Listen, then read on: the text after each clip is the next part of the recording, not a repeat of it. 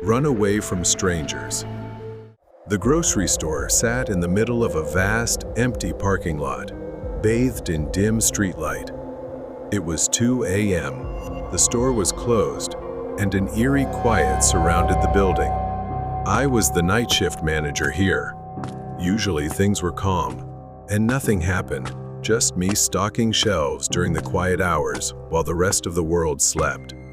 I had been working non-stop since my shift began at 10 p.m., trying to get everything done.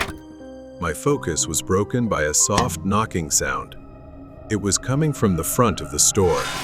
I left my cart behind and walked toward the sound. Through the large glass windows, I saw him, a man. I approached the glass door.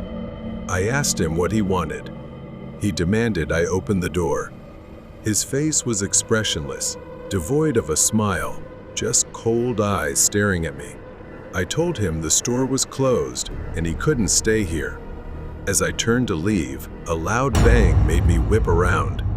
The man's fists pounded the glass, over and over, each hit louder and angrier than the last. This guy wasn't just some harmless drifter. I pulled out my phone, threatening to call the police. Only then did he step back, his eyes still locked on me, full of rage. He slowly walked into the darkness of the parking lot. The tension in me eased slightly. He was gone. I put my phone away and tried to refocus on my work. 15 minutes passed.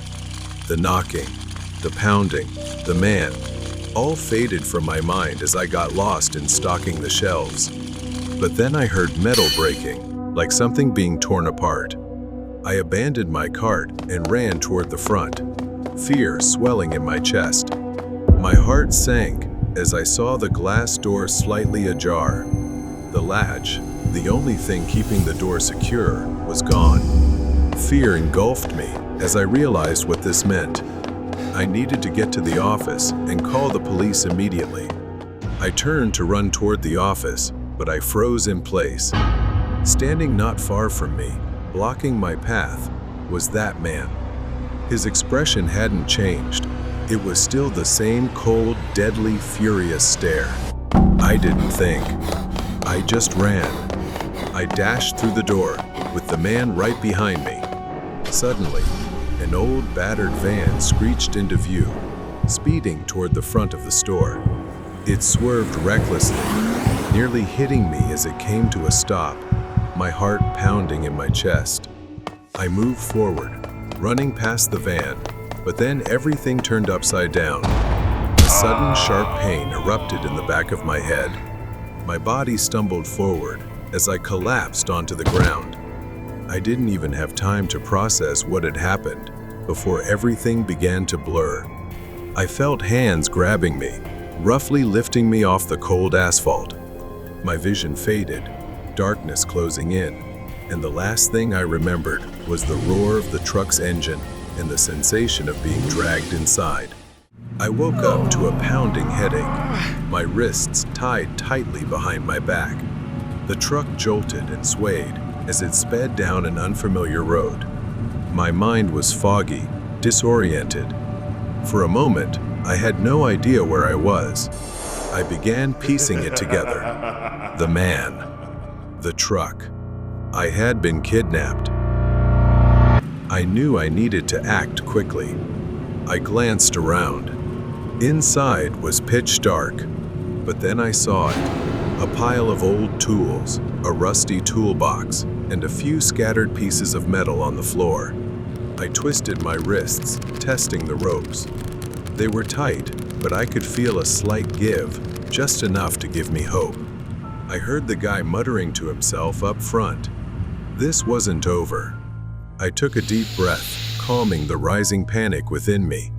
I needed to think, and I needed to get out. I edged closer to the toolbox, my fingers searching for anything sharp. It was tricky, but I managed to find a small piece of metal. I awkwardly twisted my hands, scraping the metal against the ropes. Every bump in the road threatened to give me away, as the pain nearly made me cry out. Suddenly, I felt the ropes loosen. A few more scrapes, and they snapped. My wrists were free, but I couldn't move too quickly. I glanced at the front seat, where I could see the back of the driver's head. He hadn't realized I was awake. I noticed the door lock was undone. I needed a plan. The truck slowed as it turned sharply onto a dirt road. The moment I had been waiting for. Taking a deep breath, I pulled the back door open and leaped into the night. I hit the ground hard, pain radiating through my body as I rolled across dirt and gravel. For a moment, I thought I couldn't move, but adrenaline surged within me. I staggered to my feet, running into the thick darkness of the surrounding trees. Behind me, the old van came to a halt. I heard the man shouting, his footsteps pounding as he chased after me, but I didn't look back. I just kept running, my heart racing in my chest. Branches scratched at my skin as I pushed through the thick underbrush. My mind blurred between fear and survival. I could hear the man's voice. I couldn't let him catch me again. Ahead, I spotted a clearing and saw the faint glow of lights through the trees. A road. If I could reach it fast enough, I'd be safe. I burst out of the woods and onto the road, frantically waving my arms as a car approached. The headlights blinded me, but I didn't care. I needed help. I ran into the middle of the road, screaming for them to stop. The car screeched to a halt, and I collapsed onto the road. The driver jumped out, shouting something, but I was too exhausted to respond. All I could do was whisper hoarsely, "Help." The driver took out his phone and called the police. In that haze, I could still see his shadowy figure standing at the edge of the forest, as if he were looking at me with eyes full of anger. But he didn't come any closer. Perhaps he knew that everything was over. I was taken to the hospital after everything that had happened. I was told the man had been apprehended not far away. He had been arrested. The police assured me he would be locked up, that he wouldn't hurt anyone again. Even though I was safe, the thought lingered in my mind. What if I hadn't escaped? What if I hadn't been fast enough? The fear remained, clinging to the edges of my mind, but I knew I had survived. I had been lucky to make it through that night shift alive. The truck driver's scary encounter. The night was quiet, and I was out making overnight deliveries.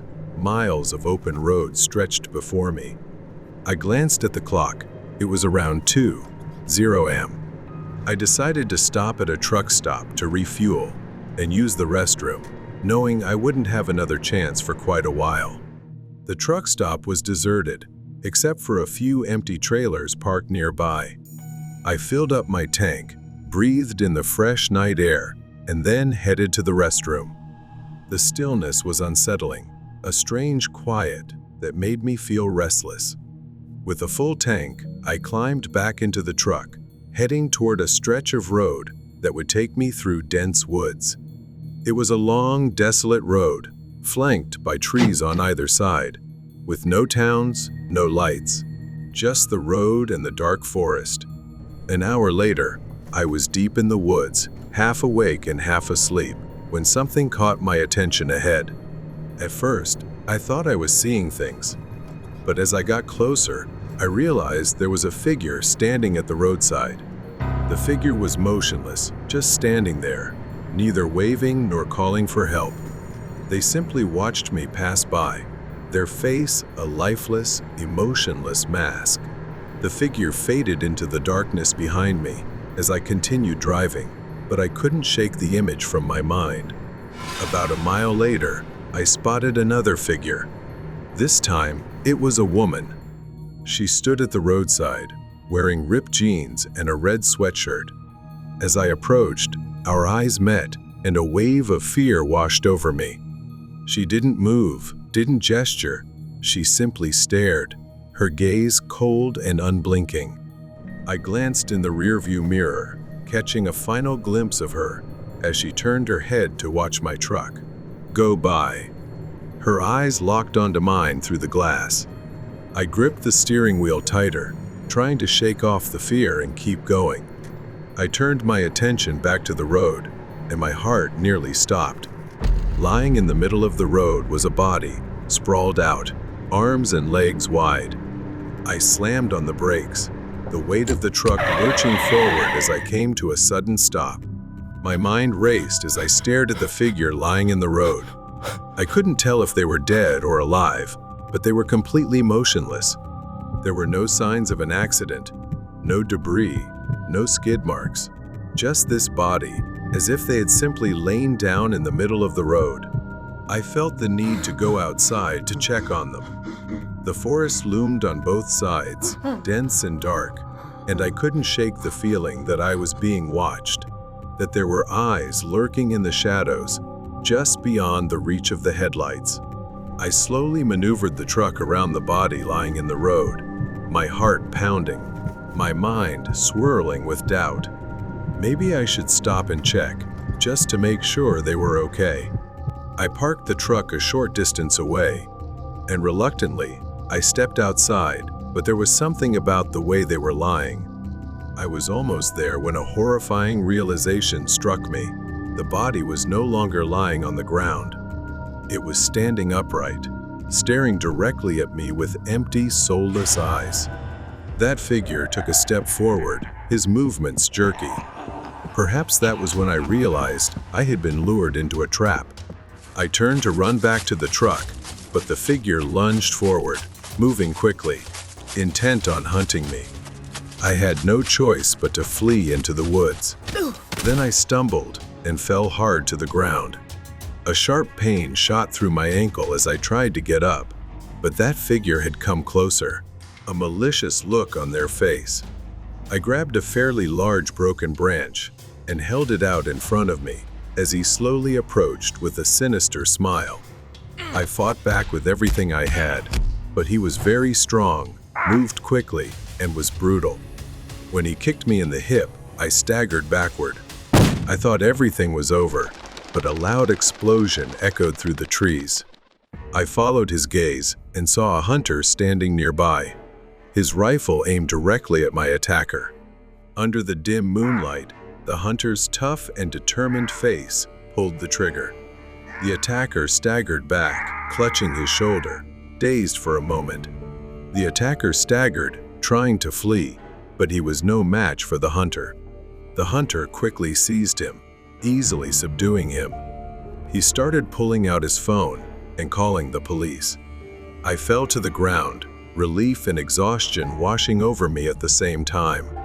Soon, the flashing lights of police cars cut through the darkness, illuminating the forest. Officers approached, weapons drawn, securing the area as they took my statement. A few days later, I learned the police's conclusion. They called me into the station for a statement and some information. I found out that the man I had encountered, the one lying in the road, was not a stranger to the area.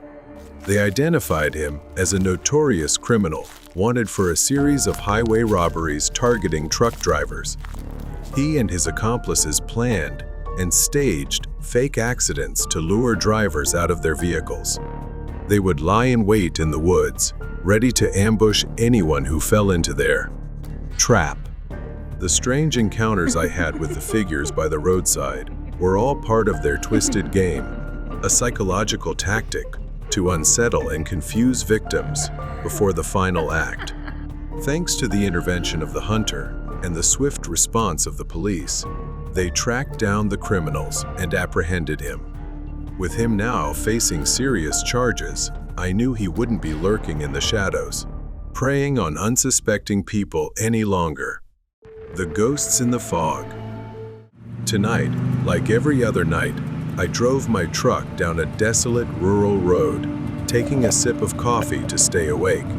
The road stretched ahead, cloaked in a thick fog that clung to my headlights. The stillness was eerie. No cars, no animals, just the hum of my engine and the faint crackle of the radio. I considered stopping to wait, but decided to keep going. Moving felt safer than sitting in the dark. A faint smell wafted in, like something metallic. At first, I thought it was just the engine, but it grew stronger, sour and rotten, mingled with the scent of decaying bone. It was stifling, worse than anything I'd ever smelled. I rolled up the window, but the stench lingered, filling the truck like a living thing. My stomach churned violently, and I pulled over to the side of the road. I stumbled out of the truck, gasping for fresh air, but the stench clung to me, lingering in the air. Unable to bear it any longer, I began vomiting. Once I was done, I quickly covered my nose as the smell still hung thick in the air. As I straightened up, I noticed movement ahead, a figure limping across the road, slow and deliberate. The figure was a man. He wore a torn white shirt and black trousers, the fabric old and frayed. I froze, watching him cross the road, oblivious to the faint presence of my truck. His head was slightly bowed, his face obscured by the fog. I climbed back into the cab, intending to approach him. As I drove closer, my headlights illuminated the road ahead, revealing more figures emerging from the fog. All dressed in old-fashioned clothing, moved disjointedly. They limped in unison, heads bowed. They didn't seem to notice me or each other, moving toward the darkness on the other side of the road. I kept driving. Then, from the same direction, a smaller figure appeared, a child, maybe in their early teens. The dense fog surrounded him as he stood motionless on the road, head bowed. Uneasy, I thought the boy might need help. I stopped the truck and stepped out once more. I approached him. "Do you need help?" I called, my voice trembling despite my best efforts to stay calm. The boy didn't respond. Instead, his body remained unnaturally still, his head bowed like a puppet with its strings cut. A heavy silence blanketed the road. I swallowed hard and took another hesitant step forward. Suddenly, the boy's head snapped upward with a jerky motion, the crack of his neck loud enough to echo in the stillness. His face was pale and vacant. I stumbled backward as he tilted his head, as if studying me. Then an impossibly wide mouth opened, a gaping maw that hissed a single word. "You won't escape!" Before I could react, he lunged forward, his icy hands clamping around my leg like a vise. He tightened his grip further. I kicked desperately, trying to break free. Pain shot through me as my knee hit the road. I clawed at the ground, panic surging through me. With all my strength, I yanked my leg free and scrambled backward. My hands and knees burned from the sharp gravel, but I didn't care. All I could think about was escaping. The boy stood and started running toward me, his arms flailing and legs bent at unnatural angles. I stumbled toward the truck, with him right behind me. I dove into the cab and slammed the door shut, fumbling with the lock. His scream was deafening, shaking the truck's windows. His grotesque face, with its gaping mouth, pressed against the windshield. His hands slammed against the glass, leaving smears of something dark and viscous. Trembling, I turned the key and slammed my foot on the gas. The truck lurched forward, throwing him off the hood. His twisted body writhed as he stood back up. In the rearview mirror, I saw him standing in the road, surrounded by other nameless figures emerging from the fog. The road stretched endlessly ahead, the fog growing thicker. They stood motionless, watching as my truck sped into the darkness. The road stretched ahead through thick fog. I couldn't stop thinking about the faceless figures I'd seen before. Days had passed since I escaped the boy in the fog. Their hollow presence, the way they lunged toward me. It felt like they were still out there, just beyond the reach of my headlights, waiting for me. But I couldn't turn back. My delivery had to be made, and this was the only road. Then that smell hit me again faintly at first. Metallic, but quickly turning into a stench, sharp and rancid, like rotting meat. My stomach twisted as I tried to breathe through my mouth, but it was no use. Ahead, my dim headlights illuminated an old sign by the roadside. It swayed lightly in the wind, its paint cracked and faded. Danger, though at the time, I had no idea of its significance. My headlights flickered briefly, catching the silhouette of a figure in the distance. I slowed the truck, squinting to see the figure more clearly. It was a man, limping across the road, his form distorted by the fog. I hesitated, unsure whether to stop. Then another figure appeared, and another. All of them moved in the same direction, heads bowed, their movements unnervingly stiff. I continued driving slowly, keeping my distance. The figures kept crossing, oblivious to my truck, disappearing into the fog on the other side. I gripped the wheel tighter. "Just people," I muttered, trying to calm myself. "Just people." Then my tires hit something wet and slippery, causing the truck to swerve. I slammed on the brakes, and then I saw it. A black, wet streak stretched across the asphalt. I stepped out of the truck, the freezing air biting at my skin. The stench hit me, a wave of nausea roiling my stomach.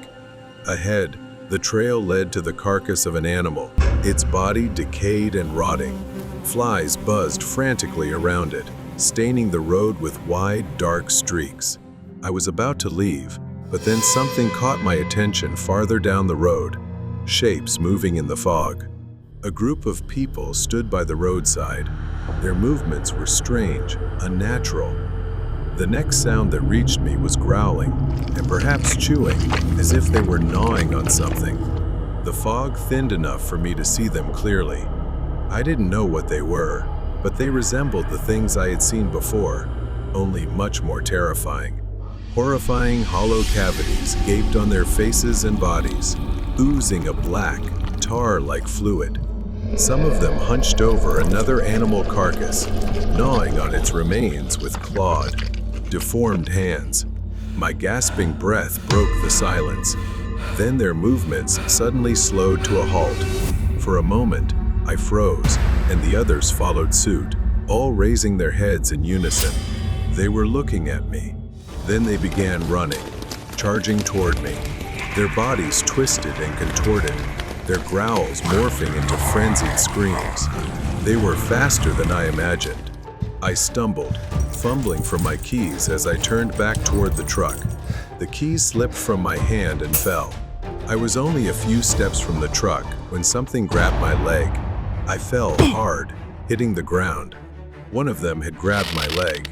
My foot was slick with its slimy grip.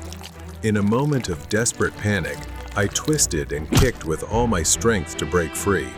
I staggered to my feet and bolted for the truck. I slammed on the gas, speeding away from those grotesque creatures. I didn't stop. My hands ached. The road stretched ahead, silent. In the rearview mirror, all that remained was an empty highway. I swore I would never take that road again. I silently thanked whatever force had kept me alive. Nightmare Neighbor. The old, tall apartment building stood under the dim glow of the streetlights. It was late, and most windows were dark. Rena was standing outside, staring up at the second floor. Her floor. She had lived here for a few months, and the place had always been quiet, until Arthur moved in next door. Rena's apartment was at the end of the hallway on the second floor, and taking out the trash usually only took a few minutes. But tonight, she felt as though someone was watching her. As she was about to turn the corner at the end of the hallway, he was there. Arthur was standing by his door, looking as though he had been waiting for her. He always found excuses to talk and stand uncomfortably close to Rena. She lowered her head, quickly murmured a greeting, and walked toward the stairs. This time, he said nothing. Goosebumps rose on Rena's skin. Something felt different tonight, making her more uneasy than before. Rena entered her apartment and quickly shut the door. She took a moment to calm herself, telling herself she was overreacting. She turned off the lights in the living room, planning to lie in bed and watch TV. It was late, and she was tired, but she wasn't ready to sleep yet. As she walked past the broom closet, she heard a faint sound, a soft rustling from inside. Her heart skipped a beat, and she froze, staring at the closet door. With trembling hands, she reached for the closet door handle. She hesitated. Then she pulled the door open. Arthur was in there, inside her storage closet. For a moment, time seemed to stop. He was just there, staring at her, unblinking, with a twisted smile on his face. He stepped forward, crawling out of the closet like a predator closing in on its prey. She gasped, stumbling backward, unable to believe what she was seeing. She ran into her bedroom, slamming the door shut. But she didn't have time to lock it. The door burst open, and Arthur was right there, his face wild and unhinged. She dashed toward the bathroom, the only place left to hide.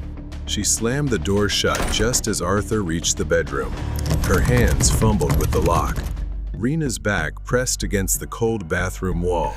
Her breaths came in quick gasps as Arthur pounded on the door, trying to break through. The thin wooden door was the only thing separating her from the man who had been stalking her for weeks. His sickening grin etched deeply into her mind. Thankfully, she had her phone. She clutched it tightly, her fingers trembling as she spoke to the police. Her voice was barely a whisper, strangled by the fear gripping her. Arthur pounded on the door again, the wood splintering under the force. Rena knew it couldn't hold much longer. Suddenly, the pounding stopped. She held her breath, pressing her ear to the door, straining to hear any sound. She didn't know if he had left. Had he given up? Arthur stood outside the bathroom door, his eyes wild with anticipation.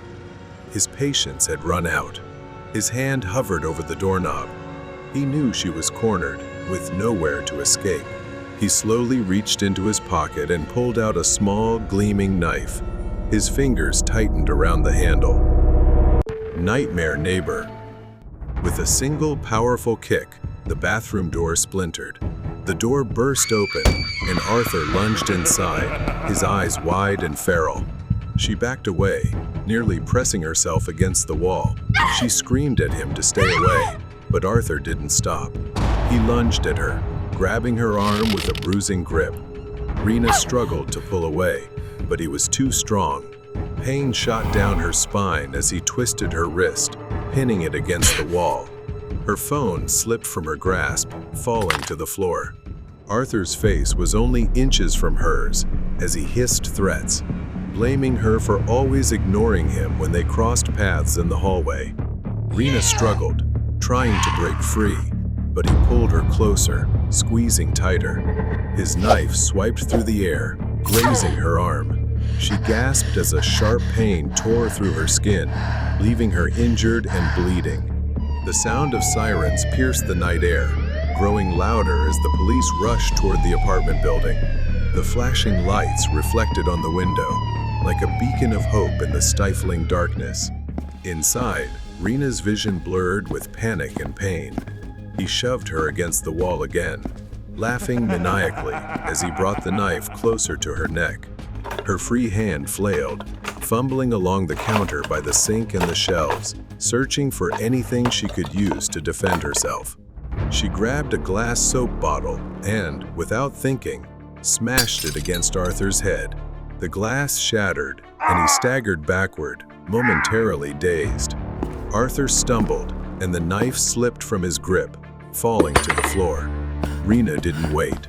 She bolted for the door, clutching her bleeding arm. She fled the bathroom and into the living room, her mind screaming for escape. But Arthur wasn't far behind. Blood streamed down his face from where the glass bottle had struck him. Enraged, he grabbed the knife from the floor and charged toward her. The police stormed the apartment complex. They knew they had to act fast. Rena reached the living room, but her legs gave out, sending her crashing to the floor. She could feel Arthur's looming presence closing in, the knife still in his hand. His eyes were now filled with rage, the twisted delight in them gone. He reached for her, grabbing her hair. Rena winced in pain, struggling to get up, her body screaming for help. Arthur growled, There's nowhere left to run, girl. Just as he raised the knife again, the apartment door burst open with a loud crash. The police stormed into the apartment, cutting through the tension. Arthur stubbornly held on to her, refusing to let her go. Seizing the opportunity, Rena stomped on his foot, making him cry out in pain. She ran toward the police, gasping for breath, blood dripping from her arm, but the nightmare was over. Rena sat on the edge of the ambulance, her mind still reeling, her body in shock. She watched as the police loaded Arthur into the back of the car. The flashing lights of the police car faded into the night as they drove away. The mystery of the dolls.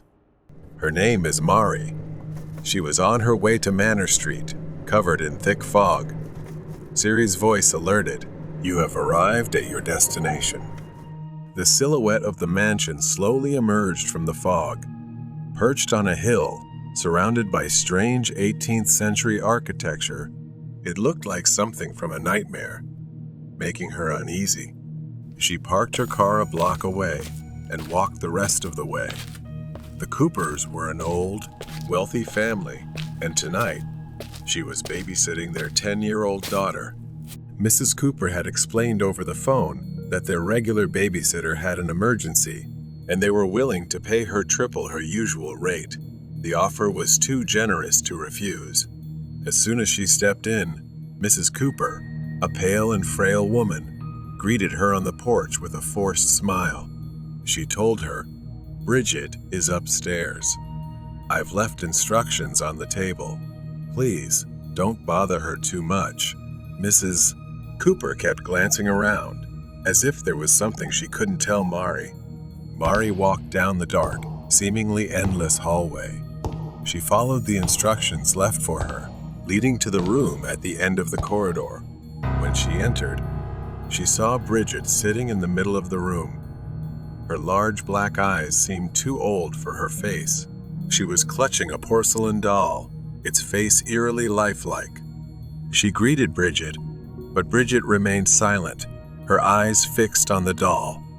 The room was filled with dolls, porcelain faces, shiny hair, all meticulously arranged around the room. Mari shuddered at how real their hair looked. She tried to engage Bridget with stories and games, but the girl remained eerily silent. Hours passed in strange silence until finally, around 10 p.m., Bridget said she was sleepy. Mari led Bridget to the bedroom, and that's when she noticed something was wrong. The girl began moving toward the dolls, saying, "They are my slaves." She could hardly believe her ears. She never expected something like that to come from a child. She knew she needed to keep a closer eye on the girl. By 2 a.m., she had dozed off on the couch. A sudden noise startled her awake. She groggily rubbed her eyes, trying to make sense of everything, when she realized someone was standing behind her. She thought it was Bridget. She couldn't believe her eyes. The girl's face was twisted, her features deformed, aging grotesquely. She clutched the doll tightly in her hands and muttered, "I like your eyes. I will have them." Fear gripped her as Bridget lunged at her with an unnatural strength for a child. She fell to the floor, the weight of Bridget's small body pinning her down. She screamed in vain as Bree's hands scratched her face. "I will take your eyes," Bridget hissed, her voice rasping as if it belonged to someone else. The girl began pulling at a handful of her hair wildly, gleefully. With all her strength, she shoved the child off. She ran down the long hallway, glancing back to see Bridget enraged, chasing her madly. In desperation, she grabbed a decorative figure from a side table and hurled it at Bridget. It struck her forehead, and Bridget screamed in pain, staggering back. But it wasn't enough to stop her. She ran until she burst through the front door, flagging down a passing car. The driver, alarmed by her disheveled appearance, helped her get to the nearest police station. When she returned to the mansion with the police, the truth revealed was more horrifying than anything she could have imagined. Bridget wasn't a little girl. The woman she had been babysitting was a dwarf, Mrs. C, Cooper's deformed sister. whose body never grew but whose mind had twisted into something monstrous over the years. She often comes to the mansion, kills them in their sleep, and collects what she likes. But what she likes the most is their hair. She will use it to make dolls. The police uncovered 7 bodies in the backyard, all young women, all missing their hair. The porcelain dolls in Bridget's room were adorned with their scalps, their hair meticulously attached to the dolls she called her slaves. Mrs. Cooper had been covering up her sister's crimes for years, burying the bodies and protecting her in some inexplicable way. The police arrested both women. She now sat in her small apartment, still haunted by the events of that night. She no longer babysat, and just the sight of a doll made her heart race. The memory of Bridget still haunted her dreams. The haunting of the abandoned station. It was a chilly autumn evening in our small town. Inside the diner, warmth enveloped me. Sarah, my girlfriend, was finishing her cup of coffee. We had been dating for a few months, and tonight seemed like the perfect opportunity for an adventure since we both enjoyed that. After dinner, we decided to explore the old abandoned train station in town. The train station loomed before us. Built in the early 1900s, it had once been the heart of our town, but now it lay in ruins, overtaken by nature. My heart raced, but I didn't want to show fear in front of Sarah. I reassured her, even though I felt a hint of doubt creeping in. She began glancing around nervously and told me she felt something was off. Then, from afar, we heard a faint whistle echoing through the air. Sarah asked me, "There are no trains running here anymore, right?" I only knew that no trains had run here for decades. The whistle grew louder, accompanied by the unmistakable sound of wheels clattering on metal tracks. Sarah tightened her grip on my arm. "We need to go right now," she urged, panic rising in her voice. But somehow I lost control, as if mesmerized by the sound, stepping closer to the edge of the platform, staring down the empty tracks. The sound grew louder, yet no train was in sight, just the tracks stretching infinitely into the darkness. Then, as if summoned from nowhere, a blinding beam of light appeared, racing toward us. It approached quickly, gliding down the tracks like a ghost, but something was off. That light wasn't attached to any train. It hovered. Sarah screamed, urging me to stop, pulling me back just as the invisible train roared past. Its force nearly knocked us over, the platform shaking violently. For a moment, everything went black. When I opened my eyes, the station was silent again, the air heavy and still. Distant sounds returned, but something had changed. Sarah was gone. "Sarah," I called, panic rising within me. I searched for her frantically. Then I saw it, a shadowy figure standing on the tracks, barely visible in the dim light. It was tall, wearing a wide-brimmed hat, its eyes glowing red like embers in the dark. A chill ran down my spine as it raised its hand, pointing down the tracks. Far down the tracks, I saw Sarah, walking away from me. But she wasn't walking normally. Her movements were stiff, like a puppet controlled by invisible strings. "Sarah, stop," I yelled. But my voice echoed back, swallowed by the night. I ran toward her, desperation driving each of my steps. The closer I got, the more horrific reality became. Her face was blank, expressionless, her eyes vacant and soulless. It was as if her very soul had been drained. Tears streamed down my face as I reached for her, but the distance between us never closed.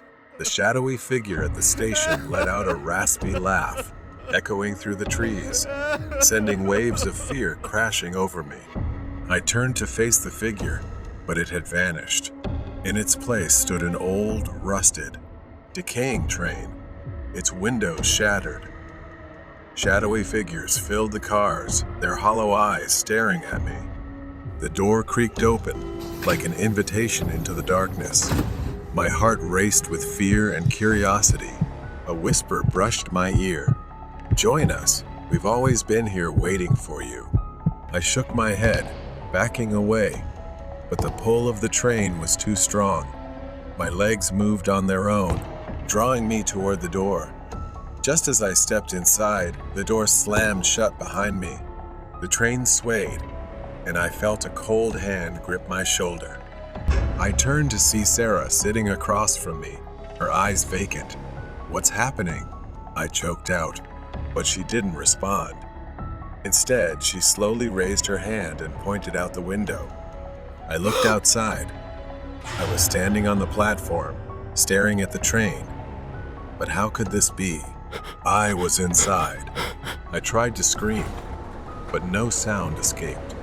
The train raced faster and faster, the outside world fading into a blur in whispers. Suddenly, it stopped, and the door creaked open. Then, that dark figure appeared inside the train, leaning in close, its cold breath chilling me to the bone. "You should never have come here," it whispered, and everything went dark. When I awoke, I was lying on the cold ground, the train and station gone. All that remained was an empty field overgrown with weeds, a stark contrast to the horror I had just endured. I stood up, dazed and disoriented, and headed back to town. As I neared the town square, something caught my eye, a missing person poster. It was Sarah's face, but the date was from 10 years ago. My heart sank as I stumbled back, trying to comprehend the horror. Had I really been gone for 10 years? Or had Sarah vanished long before I ever met her? The truth was too horrific to grasp. Desperate for answers, I rushed back to the station, but when I arrived, it was gone. Only an empty field remained. The train, the darkness, the station all vanished as if they had never existed.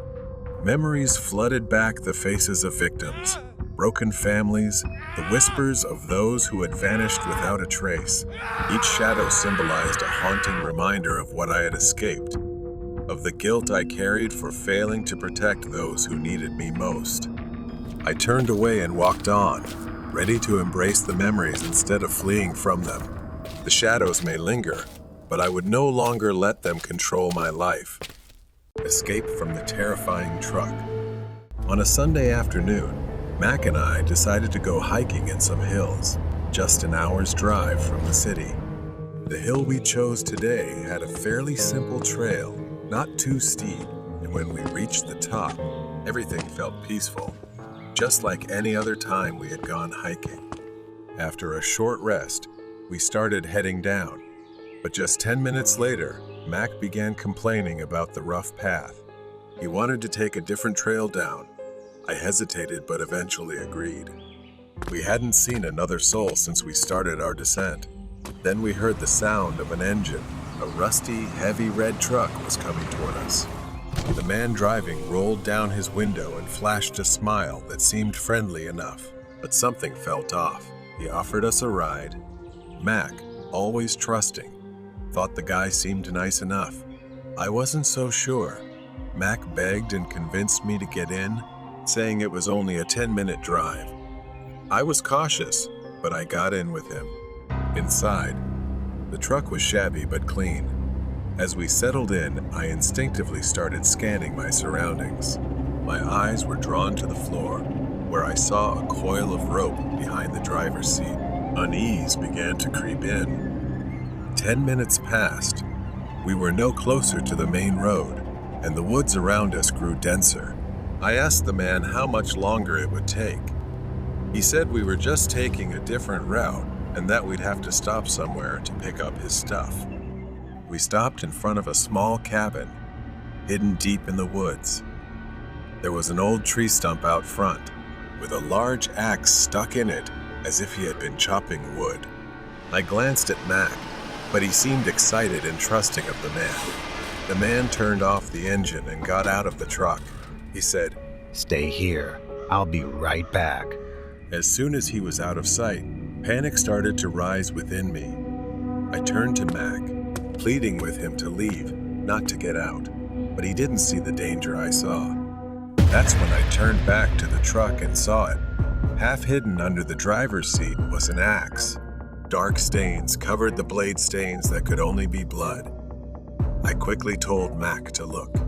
He froze, his face turning pale as he realized the danger we were in. Without another word, we bolted into the forest, fleeing the imminent threat. We crashed through the thick underbrush, not caring where we were headed as long as it was away from that cabin, trying to stay on a trail to avoid getting lost. Finally, the trees began to thin, and I could see the wooden fence surrounding the parking lot. A wave of relief washed over me. But then I saw it. The man's truck was parked on the other side of the lot, engine off, lying in wait like a predator ready to pounce. Mac wanted to run to our car, but I held him back. The parking lot was too wide, too exposed for us to make a safe escape. We hid behind a large tree, cloaked in the darkness. Time seemed to stretch, each second feeling like an eternity. As night fell, I heard a sound. The truck's door creaked open. The man climbed out, glancing around the forest once more. Mac made a mistake. He stepped on a branch, causing a snap. The man noticed and lingered for a moment, then started walking toward a nearby tree. We covered our mouths, hearts pounding, afraid to breathe or move as he came dangerously close to where we were hiding. Just then, a forest ranger approached the truck. The man seemed startled or afraid of being caught, so he quickly returned to his truck and drove away. As soon as he was gone, we bolted to our car, not stopping until we were inside with the doors locked. We sped out of there as fast as we could. That night, we drove in silence. The danger was behind us, but the fear lingered. As we finally returned to safety, I couldn't help but think about what might have happened if we had stayed in that truck any longer. When we got back, we reported the incident to the forest rangers so they could investigate and warn other hikers to be more cautious. The haunting of Route 23. I've been doing this job for over 20 years, driving on long, desolate highways at all hours. As a truck driver, I've gotten used to isolation, to the silence of the road. As a truck driver, I've also had to get used to sometimes sleeping in dangerous places. I was driving along Route 23, a road known for its long, deserted stretches. It's a 30-mile stretch of highway surrounded by endless rows of trees and dark tunnels. I had been driving for 3 hours, and I usually stop for a break after 4. I didn't particularly like this road, but I had no other choice. I spotted a small parking lot up ahead, a flat patch of land nestled between the trees. It was just big enough for my truck. I turned in and parked there. The dense trees surrounded me with a sense of desolation and silence. I stepped outside to brush my teeth. While brushing, I heard the sound of an engine echoing in the distance. A car was approaching, but instead of passing by, it slowly crept closer. Its windows were dark, and I could feel the hairs on the back of my neck stand up. Something wasn't right. I hurried back to the safety of my truck, slamming the door shut. I wrapped the seatbelt around the handle, an old trucker's trick, to make it harder for anyone to open the door from the outside. I had done this many times before in dangerous places, but tonight, it felt necessary. I pulled the curtain shut and lay down on the bed in the back of the truck, covering myself with the blanket. But the fatigue from the long drive soon took over, and within minutes, I was fast asleep. It felt like I had just closed my eyes when a noise woke me up. It was footsteps, soft and slow, circling the truck. Then they stopped right outside the driver's door. Then came a loud, violent knock on the door. I jolted up, almost falling out of bed. The knocking on the door grew more frantic, more aggressive. My hands fumbled as I tried to shove my shoes on. I shouted, "Who's out there?" But there was no answer, just the banging getting louder. I rushed to the driver's seat, my hands shaking as I shoved the key into the ignition. The truck roared to life. I pulled the curtain aside, ready to drive off. And that's when I saw him. A man, dressed all in black, stood just inches from the truck. He held a large knife in one hand and a hammer in the other. We locked eyes, and he twisted his face into a grotesque, maniacal grin. He seemed unhinged. Then he lifted the knife in front of me, as if taunting and provoking me. My truck suddenly stalled. I hit the horn, warning him I would charge if he didn't back off. But instead of retreating, the man started walking toward me. He quickened his pace. Then he started sprinting toward me, yelling as he ran. The knife and hammer swung wildly in his hands as he charged at the truck. I realized my window was still cracked open. I reached to close it, but before I could, his face was pressed against the glass. His wild eyes stared into mine. He grinned, nodding toward the window. With a sudden swing, the hammer smashed against the driver's side window. The glass shook but held. My hands trembled as I tried to restart the engine. Another swing. This time, the glass shattered. A third swing. Cracks spiderwebbed across the window. It was about to give completely. My life hung by a thread. The engine roared to life, and I slammed my foot on the gas just as the window opened. The man screamed as the truck lunged forward, throwing him off balance. His hammer was still lodged in the broken window as I sped away. In the rearview mirror, I saw him stand up. He stood in the middle of the road, watching as I drove away. His silhouette was clearly visible in the mirror. I haven't driven like that since. That night taught me to always be prepared, to plan my route down to the smallest detail. Now, I sleep in safer places, far from empty parking lots. Mysterious driver in the desert. Gavi was driving down an empty desert highway, stretching for miles, barren and silent. He had been driving for hours. The only sound was the crackling of his car's radio, which seemed to be breaking down, with only static and the occasional country tune. This was one of the rare times Gavi passed through here. He glanced at his dashboard map. No towns, no gas stations for miles. Just an empty, desolate road. As Gavi approached a small hill on the road, he felt a sense of relief. The slight slope broke the endless flatness, providing a brief change. But as he went downhill, something caught his attention in the distance. At first, he couldn't tell what it was. Just a shape, a dark figure faintly illuminated by the moonlight. But as he got closer, the figure took form a person standing on the side of the road. Gavi slowed down, squinting to get a better look. It was a woman, standing alone in the middle of nowhere. She wore a long white dress and had pale skin. Her long black hair hung over her face as if soaked in water. Gavi muttered, wondering what she was doing out here. There was nothing for miles. No cars, no houses. How did she even get here? Gavi slowed the car further, considering whether to stop. Maybe she was lost.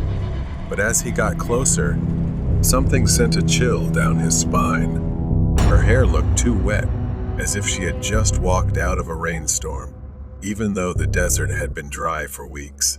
And her face, what little he could see of it, her eyes were too large, unblinking, staring straight at Gavi through the wet strands of hair. He hit the gas, speeding past her in fear. Even though he tried to convince himself she was just a lost traveler or perhaps a prank, Gavi couldn't shake the feeling that something was very wrong. Minutes passed, and Gavi continued driving through the endless desert, the eerie calm returning. He kept glancing in the rear-view mirror, feeling as if someone was watching him. He shook his head, trying to stay focused, but then Gavi saw another hill in the distance, just like the one he had passed earlier. And after a short drive, there she was again. The same woman, the same white dress, the same wet hair covering her face. But this time, She was closer to the road, and her smile was even wider, more unnatural. Gavi couldn't believe his eyes. How could she have gotten here before him? There was no way she could have moved that fast. He didn't think twice and slammed his foot on the gas, speeding forward to get past her. This time, Gavi didn't dare look back. Another hill appeared ahead, and the familiar fear tightened in Gavi's chest. He didn't want to go over it, didn't want to see her again, but he had no choice. His worst fear came true. She was there again, standing and waving at him. Her smile now impossibly wide, stretching nearly from ear to ear, and her cold, soulless eyes stared directly at Gavi. Maybe she was some sort of hallucination conjured by his imagination. No matter how much he tried, the fear continued to gnaw at him. He had heard the stories of haunted highways, of strange ghosts appearing to night travelers, but he had never believed them until now. He couldn't keep driving and needed to stop to escape this cursed road. But there was no exit, no rest stop. Gavi felt trapped with no way out. And then, the radio started crackling again. He reached out with a trembling hand to adjust the dial. But before he could turn it off, Gavi felt something cold touch the back of his neck. He froze. Reaching from behind the driver's seat was a pair of pale white hands. The fingers wrapped around his face, slowly digging their nails into his skin.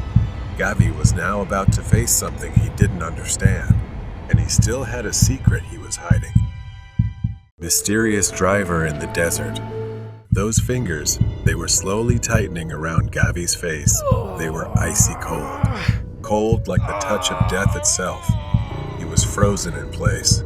Slowly, with fear creeping down his spine, he turned to look. Gavi couldn't see the face those hands belonged to, but he had the sense it was a woman. Was it the woman? The one he'd passed many times on the highway? His mind was flooded with horror. The car swerved violently as the grip on him tightened. The tires screeched against the road. The car was losing control. The car veered off the highway, crashing into the rocky terrain with a sharp, grating sound. The impact was brutal, throwing him against the steering wheel as the airbag deployed. Pain surged through his body. Gavi's head hit the window, and for a moment, everything seemed to blur. Smoke rose from the crumpled hood, the headlights flickering dimly on the dark horizon. Gavi's vision swam as he tried to focus. He was still alive. Gavi could feel blood trickling down one side of his face. His limbs were heavy, weighed down. He tried to move, but his body wouldn't respond. Then, he blacked out. In the distance, a car approached. The officer, a seasoned man who had seen his share of accidents, stepped out of his vehicle, his flashlight cutting through the desert's dark night. The car was a wreck. Twisted metal and shattered glass scattered across the rocky ground. Smoke still rose from the engine. The officer cautiously approached. The officer, Jay, shone his flashlight through the driver's side window. His eyes widened in shock when he saw the body still strapped into the seatbelt. After checking the license plate, he realized it was someone named Gavi. His head was twisted at a strange angle, almost wrenched to the side, and his eyes wouldn't close, wide open as if staring right at me. His face frozen in a horrifying grimace, blood smeared across his skin. But just as Jay started to step back, he heard something. A sound like someone crying, but it was muffled, as if something was blocking their mouth. The sound came from the trunk. At first, it was faint, barely audible. But as Jay leaned in to investigate, it grew louder, more desperate. It was a sobbing, painful cry, like that of a child trapped inside. Panic surged through the officer as he ran to the back of the car. His hands trembled as he fumbled with the trunk latch. Jay's mind raced with questions. Who could be inside? What had happened? 2 cases at once? The trunk lid sprang open.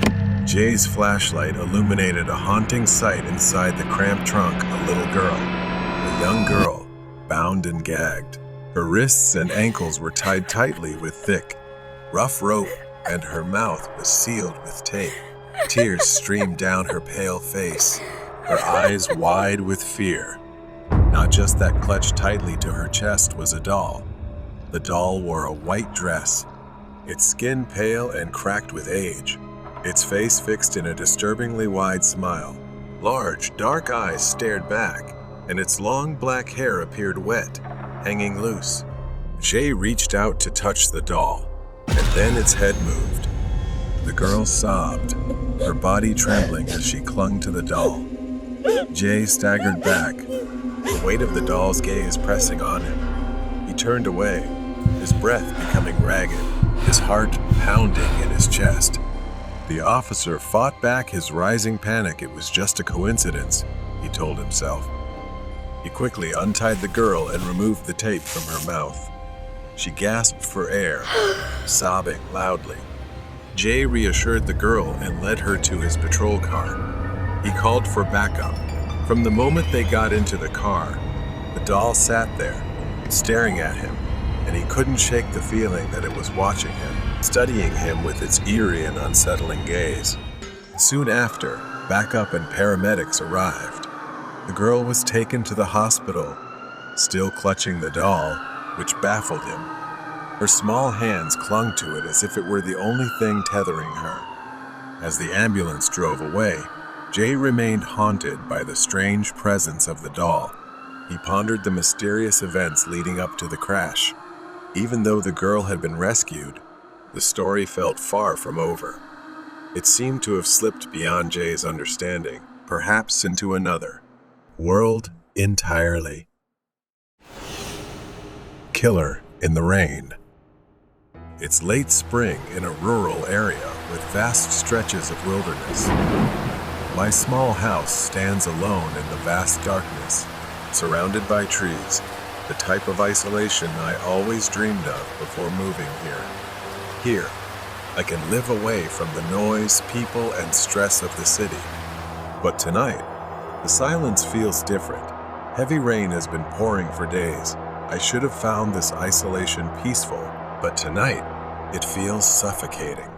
I'm sitting on an old couch watching TV and listening to the rain pounding on the roof, a soothing sound that usually makes evenings pass peacefully. I enjoy staying home on rainy weekends like this, far away from the world.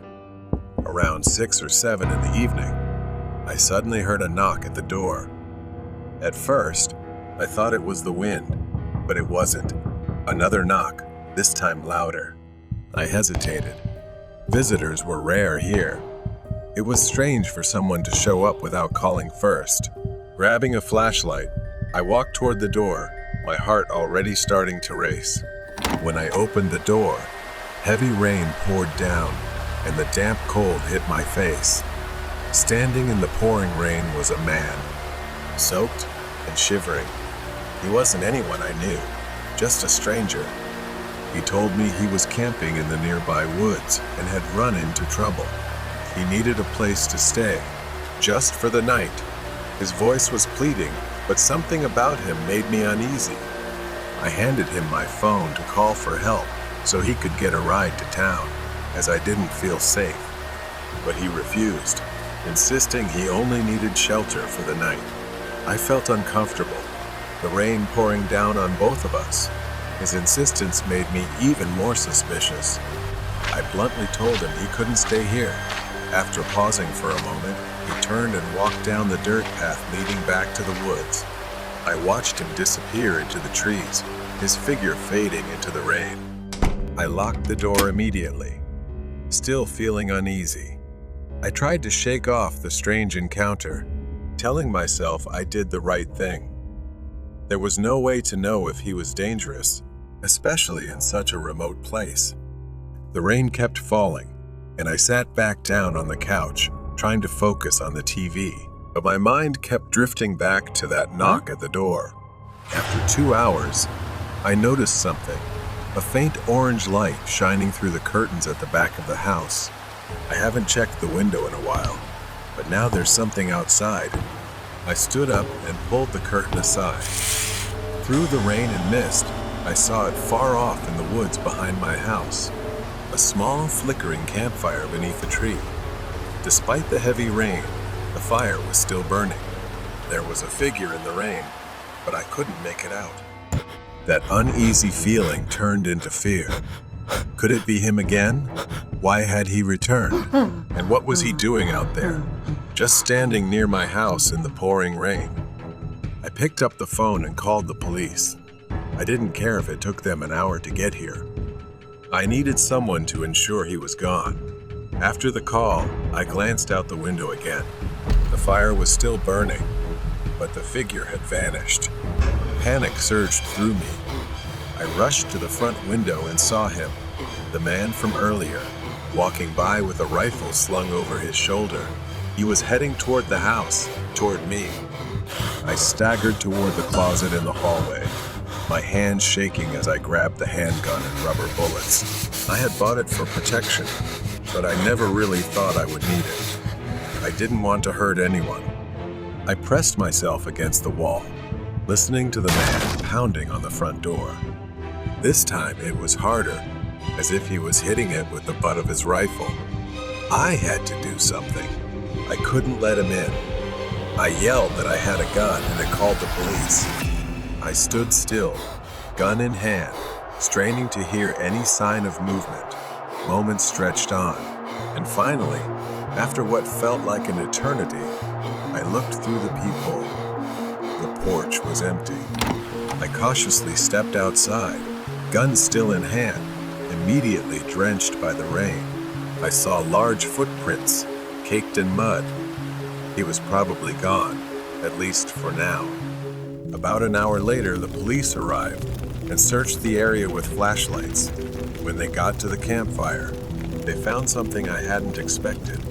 A rough canvas bag, half buried in the mud, covered in wet earth. They dug it up and opened it. Inside they found knives, zip ties, gloves, and rope. They told me it was likely a burglary kit, or worse. I never saw him again after that night. The police haven't found him yet. But they told me to be careful, to stay vigilant. Whoever he was, he had plans to come back, maybe even to kill me. Killer in the rain. It's been half a year since that night. The memory of that encounter still haunts me. I thought time would ease the anxiety, that the man would fade from my mind just like he disappeared in the rain. But as the months passed, the fear grew more intense. What if he came back? Tonight, as the sun set, the rain returned, pouring heavily, just like that day. I was sitting in my usual spot on the sofa, watching TV despite my efforts. My attention wasn't on the screen. I kept glancing at the window all evening, unable to shake the feeling that someone was out there, watching me. Suddenly, there was a knock at the door. The sound cut through the rain, and my heart skipped a beat. Could it be happening again? I cautiously opened the door, but this time I was prepared. My hand resting on the pistol I had placed in the nearby drawer, ready for a moment like this. The porch was empty, except for the relentless sound of rain hitting the ground. But just as I was about to close the door, I noticed something. Footprints. Someone had been here, fresh and muddy, still sticking to the porch. I went back inside and locked the door. I grabbed my phone and called the police, explaining that I thought it was the same man who had tried to harm me years ago, and he was back. They said they'd send someone, but I had no idea how long it would take. For now, I was on my own. The rain continued, growing heavier by the minute, the wind picking up as well. I paced the living room, glancing out the window every so often. That's when I saw a flash of light deep in the woods. I realized I couldn't wait for the police to arrive. I had to confront him before he made his move. Panic welled up inside me, but this time, I reminded myself not to lose my composure. I grabbed a flashlight and my pistol, threw on a jacket, and headed out the back door. The rain drenched me the moment I stepped outside. I followed the flickering light deep into the woods. My flashlight cut slowly through the night as the muddy ground made every step feel heavy, not just from the mud, but from my hesitation to venture further. I continued on. As I ventured deeper, my steps became slower and more cautious. Then I crouched behind a tree to get a better look. It was him, unmistakable with the scar on his face. He was there, standing by the fire, his back to me. And in his hand was something different this time, not a rifle, but an axe. I froze, my heart pounding in my chest. The rain sizzled on the fire. I didn't know what he was doing, pacing back and forth, muttering to himself as if planning something. Suddenly, he stopped and turned toward my house. My house. He started walking, a strange smile spreading across his face. At first, he walked slowly, but then his pace quickened, the axe swinging in his hand as if he were preparing for a bloody hunt. He approached the house. I didn't have time to think he only had an axe after all.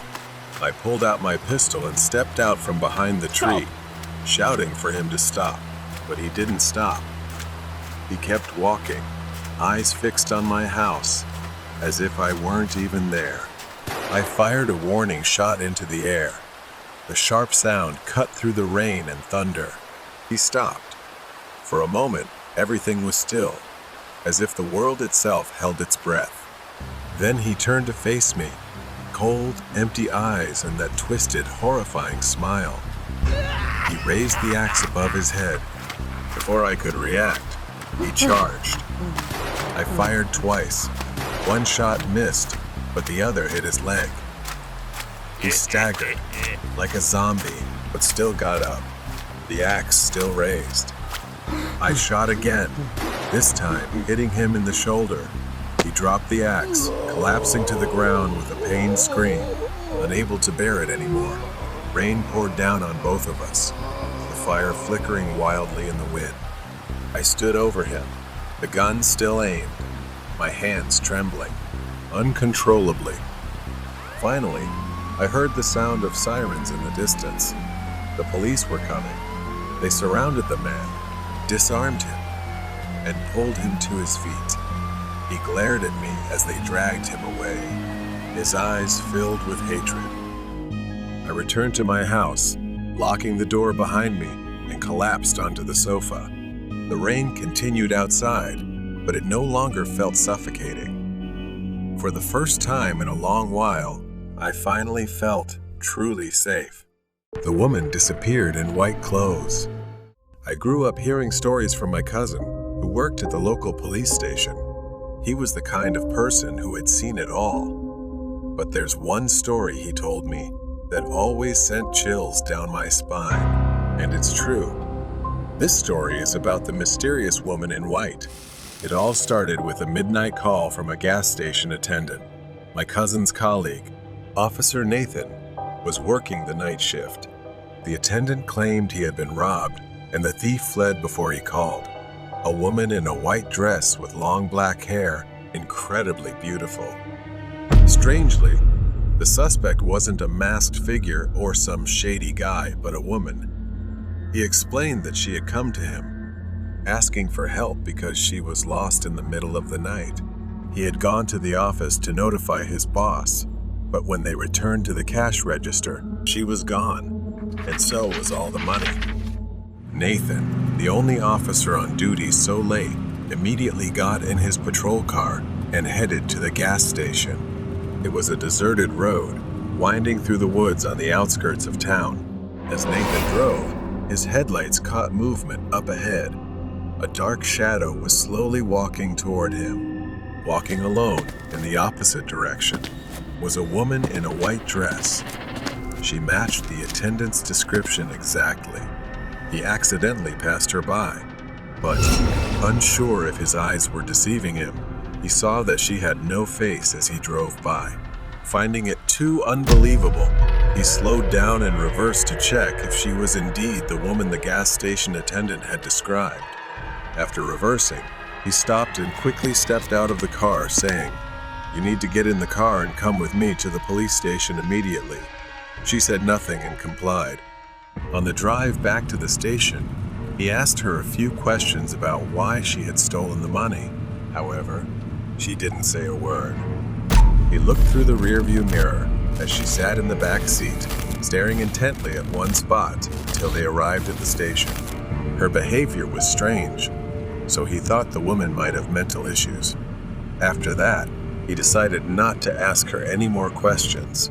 When they got back to the station, they began interrogating her, but she still didn't speak. His shift was almost over, so he prepared to hand over the report to the incoming officers.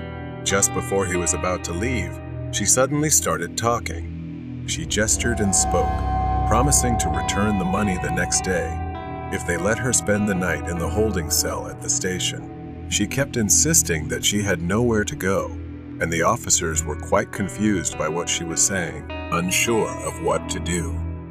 Nathan reported to his superiors. He was informed that they couldn't move her to another holding facility that day. So in the end, they agreed to her request and placed her in the holding cell. Before leaving, Nathan made a final call to the gas station, informing the attendant that they had caught the suspect. The money would be returned the next morning, or so they thought. The next morning, Nathan returned to the station. As he approached the woman's cell, he witnessed a horrifying scene. The cell was empty. The woman they had arrested the night before was gone, except for the crumpled body of a man, her cellmate. His face was shredded with deep scratches, his wide eyes frozen in terror, and his body was pinned to the wall with nails driven into the flesh. Scattered around him were bills, and a few banknotes that hadn't been found the day before were stuffed into his pockets. Worse still, scrawled in blood on the wall beside his body were the words, "I have paid the debt." Nathan frantically searched the area. Even more terrifying was that she had completely vanished. No one heard or saw anything. The cameras? They hadn't captured any footage of her entering or leaving the cell. She had disappeared without a trace. A thorough search was conducted. The surrounding area was combed, and every possible lead was followed.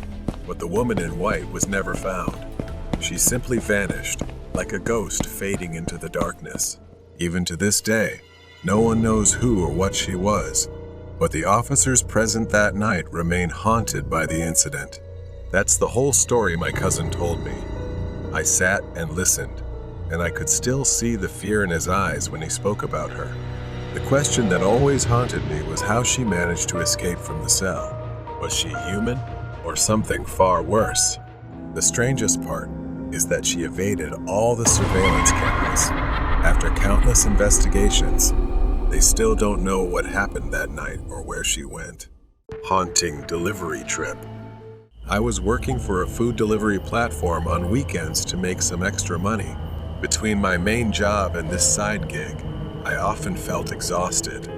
It was past 9 p.m. when I started my shift, picking up small orders and delivering them to random houses. After my first delivery, I drove around the area for a while, waiting for something to come through. 20 minutes passed with nothing. Just as I was about to give up, my phone buzzed with an order for just 1 tacos and a drink. I confirmed the order and headed to the restaurant to pick it up. After grabbing the order, I began the 10-minute drive to the customer's house. It was a normal neighborhood, nothing unusual. As I approached a red light, I noticed a pickup truck stop next to me. Instinctively, I glanced over. The guy in the truck was leaning out of the window, staring straight at my car. I looked away when the light turned green and pressed the gas. I glanced in my rearview mirror. The truck was now in my lane, driving a short distance behind me. As I approached the neighborhood where I was making the delivery, the truck was still behind me. Was he following me? The route was mostly straight, so I wasn't sure if he was just heading in the same direction. I tried to stay calm, but the moment I turned into the neighborhood, I knew. The pickup truck turned in too. Maybe he lived here, I thought. I continued driving through the quiet suburban streets, following the GPS until I reached the final road, a dead end. I braked and parked on the side of the road near the house number I had to deliver to. The truck followed and parked behind me. I sat there, frozen, trying to come up with a plan for the worst-case scenario. What was this guy doing? Was he really following me? I glanced at my phone and saw a message from the customer asking, "When will the food arrive?" Could it be the guy in the truck? Was he the customer waiting for me to step out? I felt more trapped than ever. The man got out of the truck. My heart pounded as I watched him slowly approach my car. He stopped right by my trunk, his face partially hidden in the shadows. Then, out of nowhere, he grabbed something like a metal rod and slammed it into my rear windshield. The glass shattered around me. I screamed and, without thinking, instinctively slammed my foot on the gas.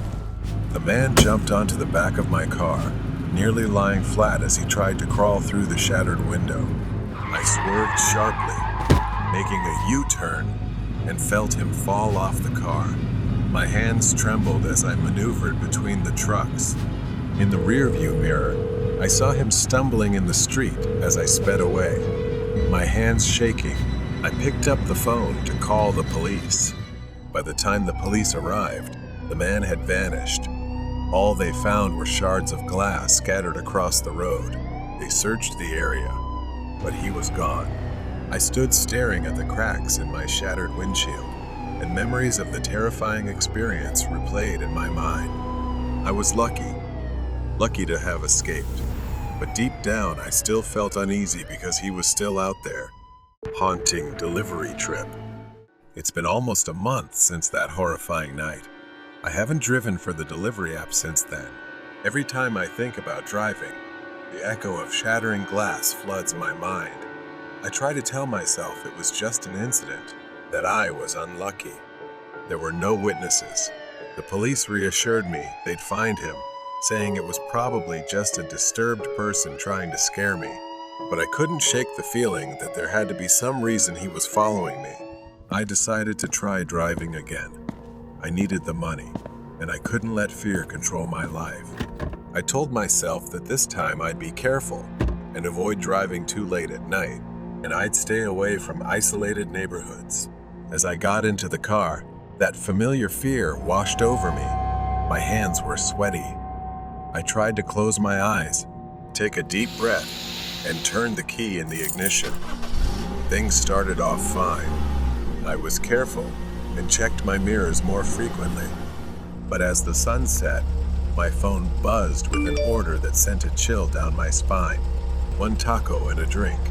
A simple order, just like that night. I hesitated, my thumb hovering over the accept button.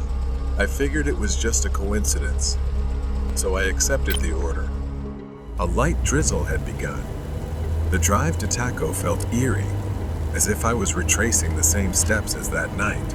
I picked up the order and placed it on the passenger seat. As I drove to the delivery address, waves of anxiety hit me.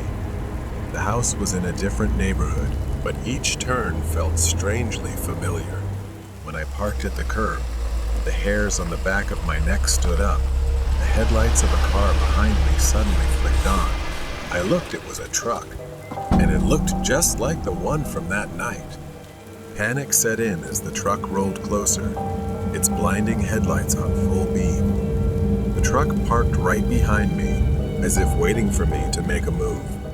I tried to text my customer, but I was shaking so badly I couldn't type properly, wasting precious time. Suddenly, a notification popped up on my phone. "Customer, when will my order arrive?" I couldn't believe it and dropped my phone right then. It was happening again. Could he have been waiting for this moment to get revenge? I couldn't go through this again. I had to act. I pressed the gas, moving my car to another spot. The truck slowed down behind me, its headlights glaring blindingly in my rearview mirror, causing me to squint. Suddenly, the truck surged forward, crashing into the back of my car. The impact jerked me forward, my chest slamming into the steering wheel. Pain shot through my ribs as I gasped, trying to catch my breath. I pressed the gas harder, but the rain had made the road slick, so I had to maintain control to avoid crashing. Panic hit me as he pulled up alongside, rolled down his window, and gave me a sinister smile. Another slam. The back of my car crumpled, and I felt something wet trickling down my head. My head had been injured and was bleeding from the impact against the window when he rammed me again.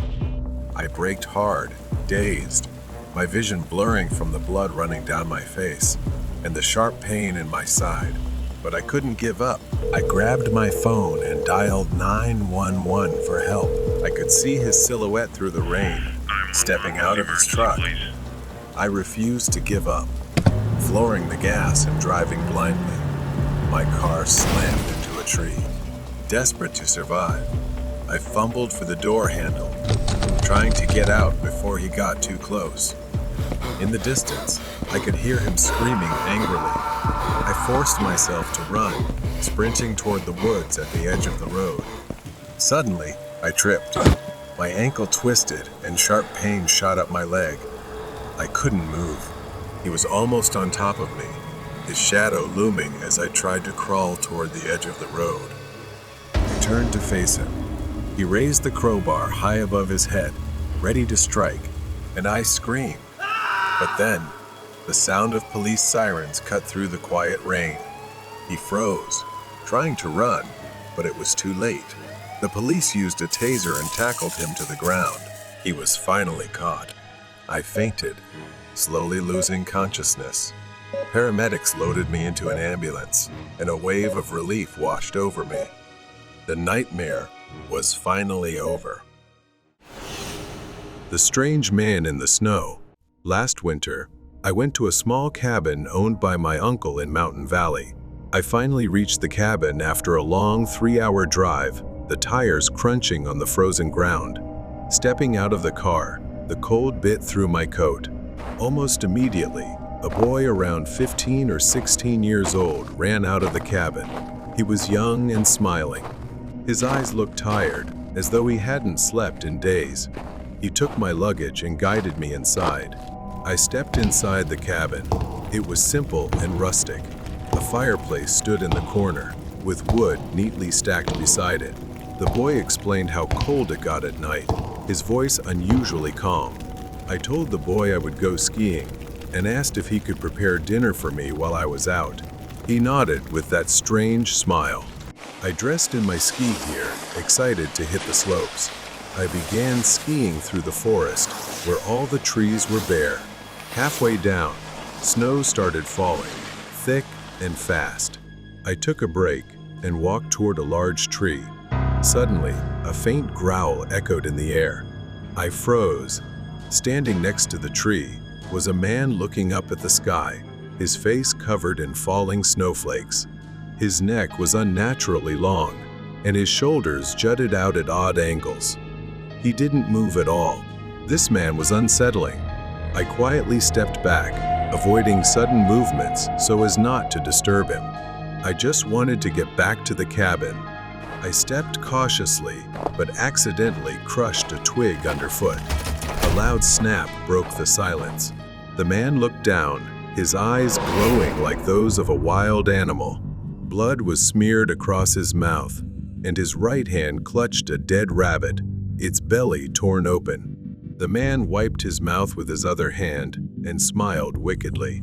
Panicked and frantic, I bolted through the forest, snow crunching under my boots. I didn't look back. I didn't want to know if he was following. I burst through the cabin door, slamming it shut behind me. I quickly locked it. The teenager noticed something was wrong.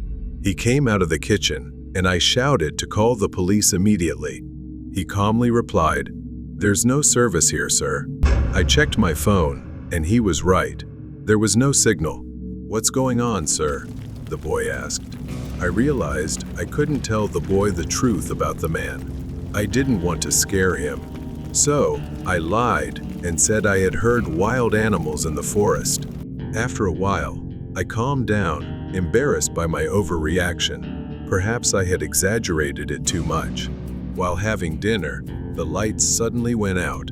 A heavy snowstorm had started outside, and I could hear the windows rattling from the fierce wind. I wondered where the boy was and realized I never knew his name. Suddenly, I heard footsteps crunching on the snow outside.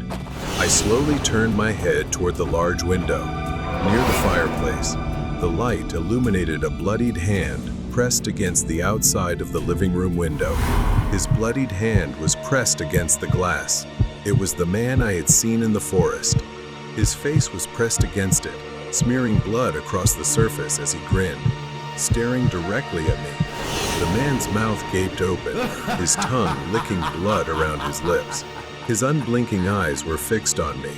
Then the boy walked in, as if he had been hiding, and looked at the man through the glass. He wasn't scared. He was almost amused. His smile mirrored the man's grin. "That's my father," he said. I froze for a moment, then grabbed the car keys off the wall. I flung open the front door and ran barefoot into the storm. I didn't care. I just wanted to get away from the cabin. The boy's laughter followed me into the night. I hurried to the car, driving for 2 hours, barely able to see through the snowstorm. I didn't stop until I reached the next hotel. Once I was safe, I called my uncle. His answer sent chills down my spine. "What boy? There's no caretaker at the cabin. No one else is supposed to be there." Horrified, I realized I had spent hours in that cabin with complete strangers. The next morning, I reported it to the police. They went with me to the cabin. It was empty. My belongings were gone, and the cabin was spotless, as if no one had ever been there. A chill ran down my spine. I didn't know what those people wanted, but I would never stay in an isolated cabin again. The ghost of a mother in the forest. I was never someone who truly believed in ghosts. I always thought they were just products of imagination, created to explain the unexplainable. But everything changed when I was in that cursed forest. It was supposed to be a normal overnight trip, and quite an easy one.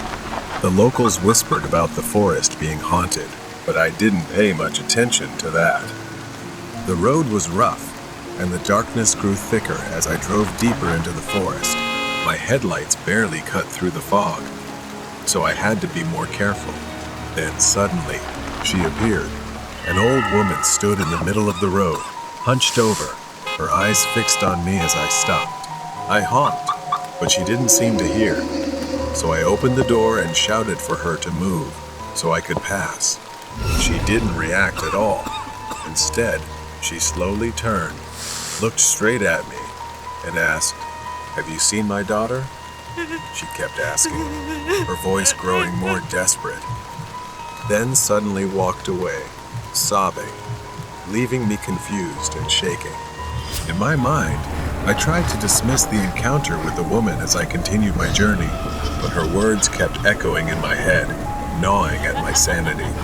When I finally made it out of the forest at dawn, I stopped at a small grocery store. The shopkeeper was kind, and I chatted with him for a while.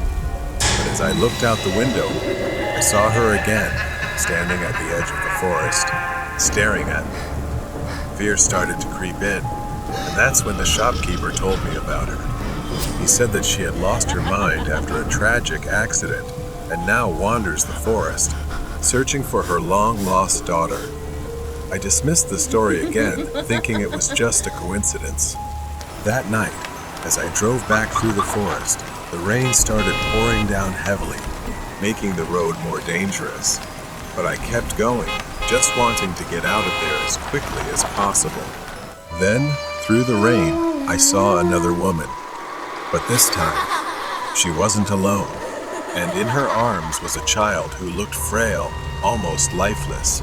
I intended to drive past. I hesitated, but my conscience wouldn't let me. I stopped and asked if they needed a ride. She looked pale, like she'd been out in the rain for too long. She nodded gratefully and climbed into my car with the child in her arms. I handed them a towel to dry off, and then she directed me to a hospital. When we arrived, she quietly thanked me before heading into the building. I sighed with relief, but as I was about to leave, I noticed something in the back of the car. It was the black umbrella she had been carrying. It was still in my car, and when I turned to look back at the hospital, I was almost paralyzed with what I saw. I looked away for just a few seconds, and when I looked back, they were gone. It was as if they had vanished into the rain. Feeling confused, I decided it was best to leave as soon as possible. As I neared home, the rain was still pouring, and the parking lot was quite far from my house, so I had to use the black umbrella left in my truck. However, I felt a bit hesitant to use it, remembering that it belonged to the woman and her son, but I had no other choice. As I was walking, a strong gust of wind almost tore the umbrella from my hand, and suddenly, a wooden beam came crashing down from above, about to fall on me. It could have killed me, but the umbrella somehow pulled me to the side, saving my life. Shaking, I realized the umbrella wasn't just an ordinary umbrella. Perhaps it was a gift the woman left behind to protect me. The next morning, I went back to the grocery store, determined to uncover the truth. The shopkeeper hesitated, but finally told me the whole story. The woman and her child were spirits, doomed to wander the forest after a tragic accident. She died trying to protect her son.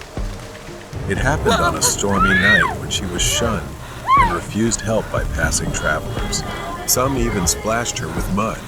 She used her body to shield the child, but unfortunately, she slipped and fell off a cliff. On rainy days, if drivers refused to give her a ride, she would mysteriously appear in their cars and haunt them. Feeling a deep sense of injustice, she continues to seek out and punish those who don't help them.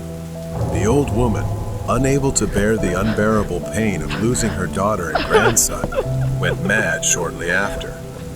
Since that horrific accident, the villagers have often seen her holding a black umbrella, muttering nonsense.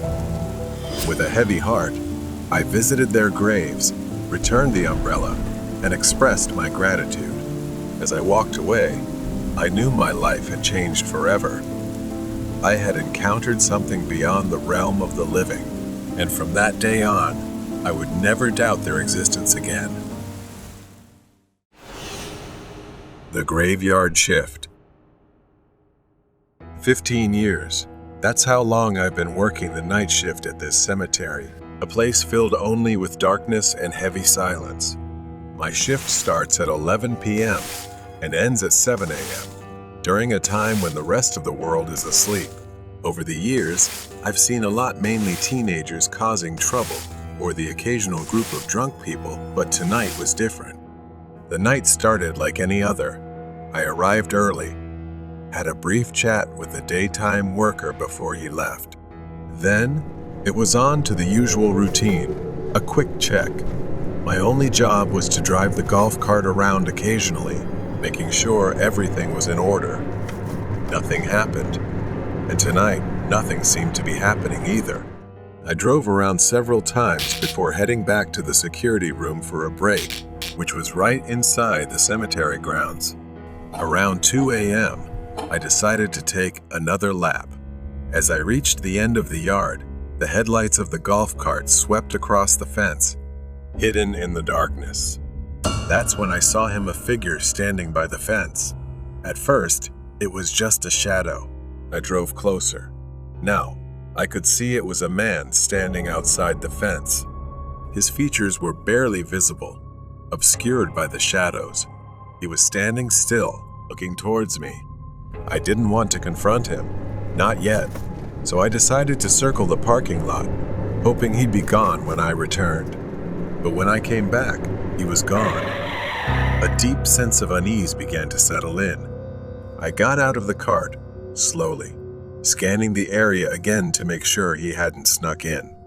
But everything seemed normal. Nothing was out of place. So I continued my patrol, passing through the entire yard, which took about 15 minutes. Sometimes I would slow down just to make the time go by faster.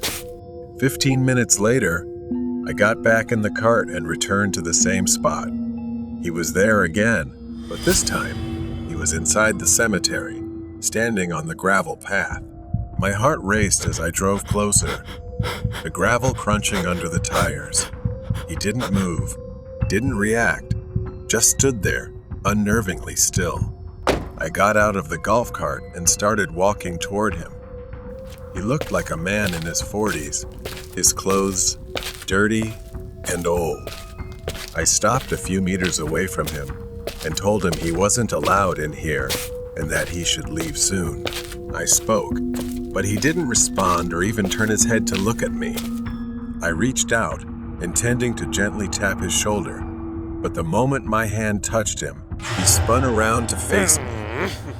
His eyes filled with anger, and for a moment, I thought he might attack me. But instead, he turned and started walking, heading straight for the fence. I stood frozen, watching as he effortlessly walked through the fence and vanished into the darkness on the other side. Trembling, I got back in the golf cart and drove straight to the security office. I needed to calm down, to think. Once inside, I locked the door and tried to steady myself, trying to stay calm.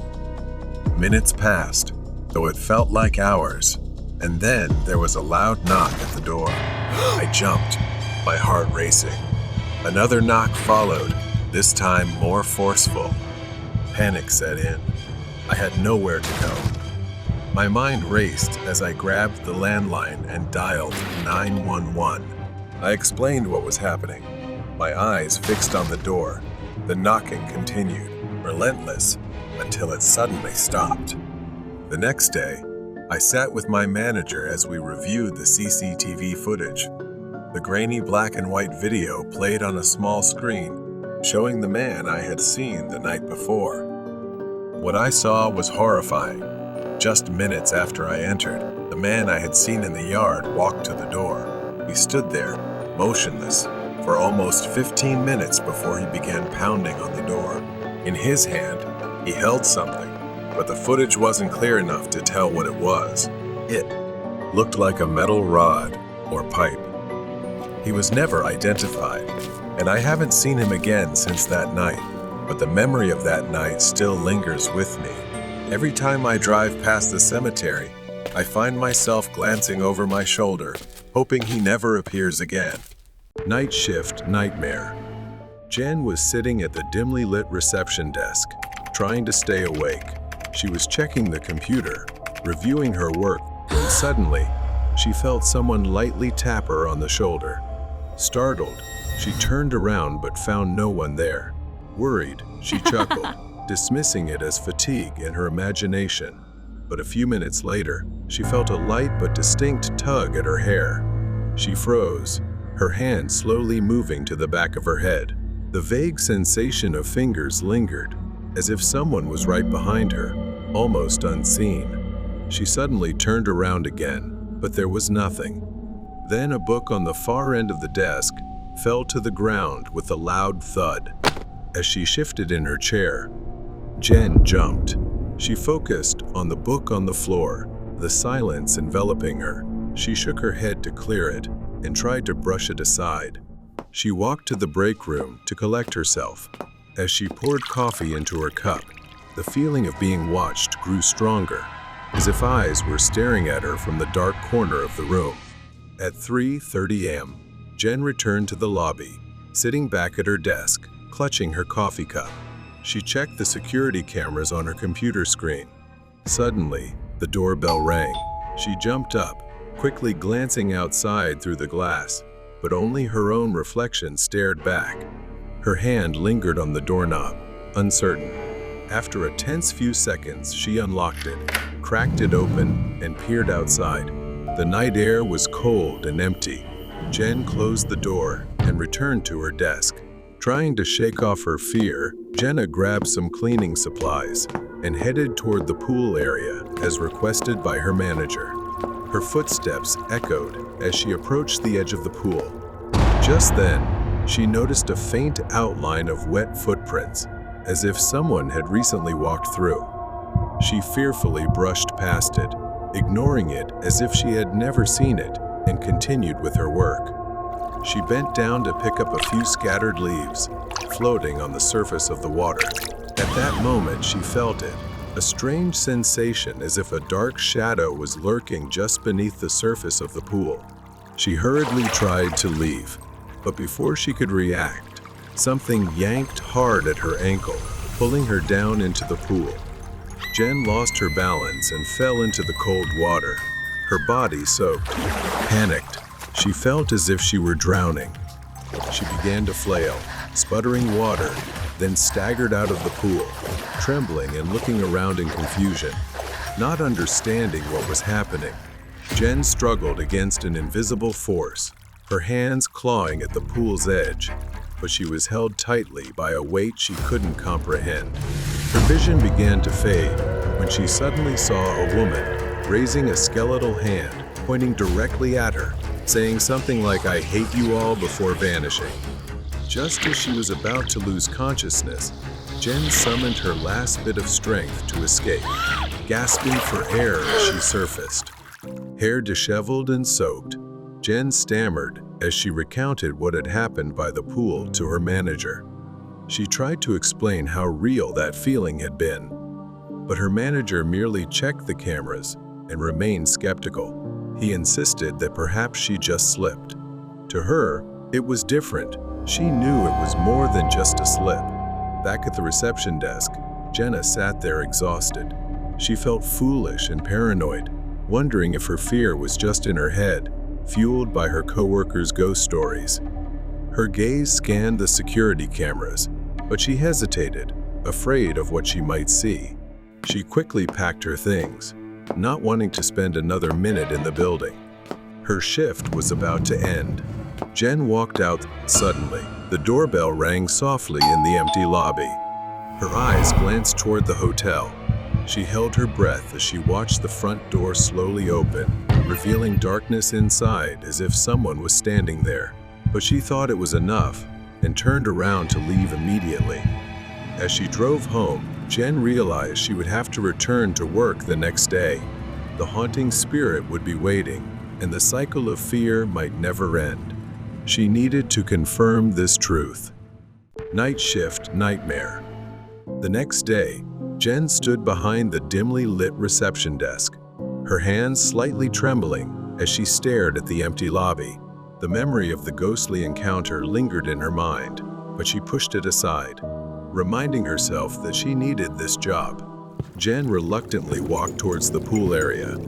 The flickering lights cast strange shadows, making the room feel even more frightening. She glanced at the water, fearing the woman would reappear. But the pool remained still, the surface undisturbed. Jen took a deep breath, regaining her composure for the cleaning task ahead. As she began cleaning the pool, Jen's eyes scanned the area. She didn't see the ghost. Instead, her gaze fell upon a room she had almost never noticed before, peeking out from behind a dusty curtain. She stepped inside, her eyes landing on a pile of old papers stored in the corner. Curiosity sparked. She approached and began sifting through the dust-covered documents. Among them, an old article caught her eye. The headline read, "Mysterious Murder at the Hotel. Night Staff Member Missing." The article recounted an incident nearly a year prior, where a woman was brutally murdered by one of the hotel's night staff during a blackout. The next morning, the disfigured body of the woman was found with a flower pinned to her dress, but there was no sign of the staff member responsible for the crime. Jenna's mind raced as she processed this information, piecing together the fragments of a tragic story. Determined to shake off her fear, Jen continued her work. But as she bent down to pick up leaves, she felt someone behind her. She hesitated, fear enveloping her. Standing upright, she glanced around the empty pool area, but saw nothing. Jen continued to finish her cleaning, but once again, she caught sight of a dark shadow on the water. She turned around, But it was too late. The ghost was right behind her. An eerie smile stretched across her distorted face. Jen staggered back, the ghost's laughter echoing in her ears as she was drawn into the pool. The world around her felt like an endless abyss. Jen panicked as she emerged from the water, gasping for air. It stood at the edge of the pool, looking at her with a delighted and smug expression. Soaked and gasping, Jen burst through the door. She headed toward the reception desk, ready to leave the nightmare behind. But as she reached for her bag, she hesitated. She recalled the wronged woman she had seen in the article had also gone missing right there. Could it be her? What if that woman needed her help? The thought lingered, gnawing at her conscience. After much inner turmoil, she decided to return. Upon reaching the pool again, Jen looked around and saw the woman standing at the edge. But then she shouted, "I will help you find him." Jen could see the woman's expression change. She slowly reached out, brushing her icy fingers across Jen's forehead. Images flooded Jen's mind. Flashes of the night of the murder, the struggle, the fear in the woman's eyes. And finally, the face of the night staff, a dim shadow emerging. She returned to the reception desk. Using the hotel's security system, Jen searched for anything unusual, scanning the old footage from that fateful night, but most of it had been nearly erased. However, he missed one scene, him entering through the back door, with small dirt clumps still scattered on the ground. It led to the large abandoned area behind the building. The next day, Jen began searching for hidden evidence. Following the woman's memories, she rummaged through the abandoned land behind the hotel. Jen continued to dig. She discovered broken branches and leftover, but nothing resembling the evidence she sought. She felt like giving up. On the second night, Jen dreamed of the ghost, her distorted face contorted in pain. She was determined to return. After nearly 2 exhausting days, just as despair threatened to consume her, Jen's shovel struck something. She dug deeper, discovering an old box. When she opened it, she found the murder weapon, a knife, and a USB that he had hidden away, intending to destroy it. He seemed to have toyed with the law, disregarding it. Jen hurried to the police station. She presented the evidence she had found. With the evidence in hand, he was identified. After so long, he was finally apprehended. Jen felt the weight lifted off her shoulders. The ghost of the woman appeared behind her, a faint smile on her distorted face. Jen returned, knowing that the woman's soul could finally find peace. She glanced back at the building, but this time she felt it had truly closed. Stranger at the campsite. A woman, Lena, in her 20s, stood at the edge of the familiar trail leading to her campsite. Her hiking backpack was slung over her shoulders, and a neatly rolled-up tent was strapped to it. She breathed in the fresh air, savoring the tranquility of nature. Lena had been camping here for years, escaping the monotony of her small town. The forest was her refuge. Lena moved forward, following the trail leading to the lake. The setting sun filtered through the trees. She felt at home here, but today, a strange unease crept into her chest. As Lena rounded the corner and arrived at the clearing by the lake, her heart skipped a beat. Standing near the water's edge was a man. He appeared to be in his 40s, wearing regular swim trunks and a faded white t-shirt. His small tent was already set up, not far from where hers would be. He was staring out across the lake, his back turned to her. Lena hesitated for a moment. She usually camped alone, and seeing someone else here made her feel uneasy. With a slight shrug, she moved a little further from his tent and began setting up her own.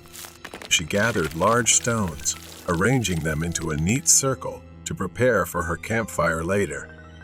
As she was absorbed in her work, she noticed movement. The man was no longer facing the lake. He was staring directly at her. standing eerily still. Lena's heart raced. She tried to ignore him, focusing on her campfire. But every time she glanced up, he was still there, motionless, his eyes locked on her. Her discomfort grew. She awkwardly raised her hand and waved. Maybe he was just being polite. Maybe he wanted to say hello. But after a moment of silence, the man simply turned and walked along the shore without acknowledging her. Lena frowned. Something about him didn't feel right, but she shook off the thought.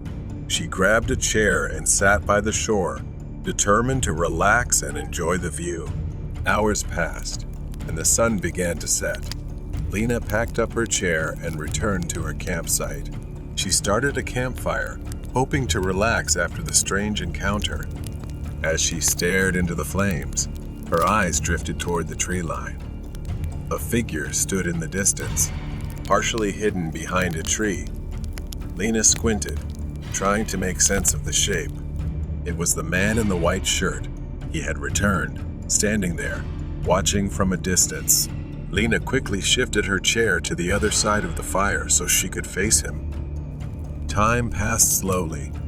The man stood frozen in place as the forest around them grew darker. The shadows deepened, and soon, his figure became blurry, blending into the trees. Even though it was dark, Lena knew he was still there. He could see her clearly, illuminated by the fire, but she could no longer see him. Fear gnawed at her. What was he doing? Why hadn't he returned to his tent? Hours passed, and Lena remained tense, staring into the trees. The only sounds were the crackling of the fire and distant crickets. She considered leaving but feared the man might follow her, keeping her rooted in place. She stoked the fire, ensuring it burned brightly, knowing it was her only way to keep the surrounding darkness at bay. Lena sat by the campfire, her face blurred in the flickering firelight. The night was already thick with shadows. The forest around her was a pitch-black void. Her eyes continuously turned to the tree line where the man stood. Even though she could no longer see him, she knew he was still out there, following, waiting. Suddenly, a tree branch broke nearby. Lena stiffened, her breath caught in her throat. She looked around her camp, squinting into the darkness. Perhaps he has already arrived. The flames cast long, flickering shadows. Lena couldn't stop imagining shapes moving among the trees. There, at the edge of the tree line, someone was probably standing there because she always heard footsteps crunching through the forest. Then slowly, the man's silhouette appeared. She regained her determination, suddenly stood up, picked up a thick branch from the fire, and held it as a weapon. The man didn't flinch. He remained still, watching her as if waiting for her next move. Lena shouted into the darkness, her voice trembling but firm, asking who he was and what he wanted from her. But there was no response.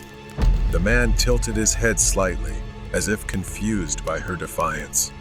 Lena's skin prickled with fear. She gripped the burning branch tightly and stepped closer to the edge of the campfire, ready to defend herself. But then, without warning, the man turned and walked into the forest. Slowly, cautiously. His footsteps were eerily soft. Lena watched him go, not daring to follow. He disappeared into the darkness, swallowed by the trees, but the tension in the air didn't lessen. She didn't believe he was truly gone.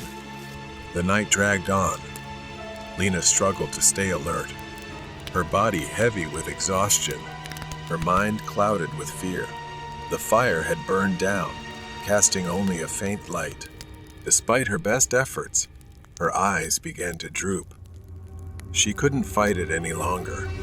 After only a short while, Lena was startled awake by a faint sound, her eyes snapping open. The fire was nearly out. Only a few embers remained. The air was cold and damp. For a moment, she was disoriented, unsure if she had imagined the sound. But then she heard the faint rustling sound again. this time coming from behind the tent. Lena's heart raced. She stood up slowly, creeping carefully to avoid making any noise. She grabbed a nearly burnt-out branch from the fire, gripping it tightly. She cautiously walked around the tent, following the sound. The rustling grew louder as she approached the back of the tent. Lena tightened her grip on the branch. She took a deep breath and rounded the tent, only to find a squirrel nibbling away. The area behind the tent was empty. Lena frowned, confused. She could have sworn she heard something like footsteps. She returned to the fire, scanning the surroundings. The first light of dawn began to filter through the trees. Lena's body was stiff from sitting for hours, her eyes heavy from the sleepless night. It seemed like she was very lucky. For some reason, the man never returned, and she saw no sign of him for hours. But the insecurity is still there. Lena quickly packed her things, wasting no time. She glanced nervously at the tree line. The forest remained quiet and still, as if the events of the previous night had never happened, and she wished that were true. She slung her backpack over her shoulders and began walking briskly toward her car. Her legs trembled. Every rustling leaf or snapping twig made her jump, but the trail remained empty. As Lena neared the parking lot, she began to feel a sense of relief. She could see her car up ahead, the only vehicle in sight. She quickened her pace, eager to leave the forest and the strange man behind. But as she reached the clearing, she froze in her tracks. His tent was still there. She slowly, cautiously, walked toward it. The tent flap was slightly open, the inside dark, but there was nothing there. Lena backed away, her mind racing. What kind of game was this? Was he even real? She snapped out of it and hurried toward her car. She slammed the door shut, her hands trembling as she started the engine, and drove off. As Lena sped down the winding road, she glanced into her rearview mirror. Standing at the edge of the forest, partially hidden by the trees, was the man in the white shirt. His hand was raised, thumb out, as if hitchhiking. Lena pressed the gas pedal harder, her car speeding away, and she never looked back or returned to that forest again. It left her with an unforgettable memory, perhaps the worst camping trip she'd ever had. Night at the gas station. That night, snow fell, freezing cold. The wind howled as I drove into the parking lot of the gas station where I worked the night shift. I had been doing this job for a few months now, from 11 p.m. to 7 a.m., as it fit my personal schedule. My coworker's car was the only other vehicle in the lot. I parked next to it, bracing myself for a long night. Nothing but slow hours and an empty store ahead. After greeting my coworker and taking over his shift, I was alone for the rest of the night. As soon as the door closed behind him, I glanced at the task list my manager had left. It was short, just a few tasks that would take less than an hour to complete. Around midnight, a car pulled into the station, catching my attention. It was an old SUV, pulling up to one of the gas pumps. I glanced out the window for a moment before turning back to my phone.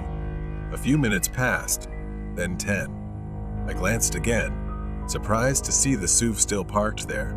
The headlights were off, the doors closed, but no one had come in to pay or use the restroom. A strange feeling began to creep over me. I grabbed my coat and stepped out into the freezing cold, the wind biting into my skin. The snow crunched beneath my boots as I walked toward the SUV. I peered through the window, calling out, "Hello? Is anyone in there?" But from what I could see through the frosted glass, the car was empty. A chill ran down my spine, not from the cold, but from the growing unease. There was no one in the SUV. But why would someone leave a car parked there, engine off, in freezing temperatures like this? I glanced down and noticed something strange. Footprints in the snow. They led away from the car, but not toward the front of the station. Instead, they extend toward the corner of the gas station. It was too cold for someone to just walk off and disappear like that. I hurried back inside to warm up. Once inside, I turned on the small heater next to the counter. Then a loud noise came from the back of the building. I turned around, looking through the rows of shelves in the station. Empty, nothing there. Slowly, I started walking toward the noise coming from the back of the gas station.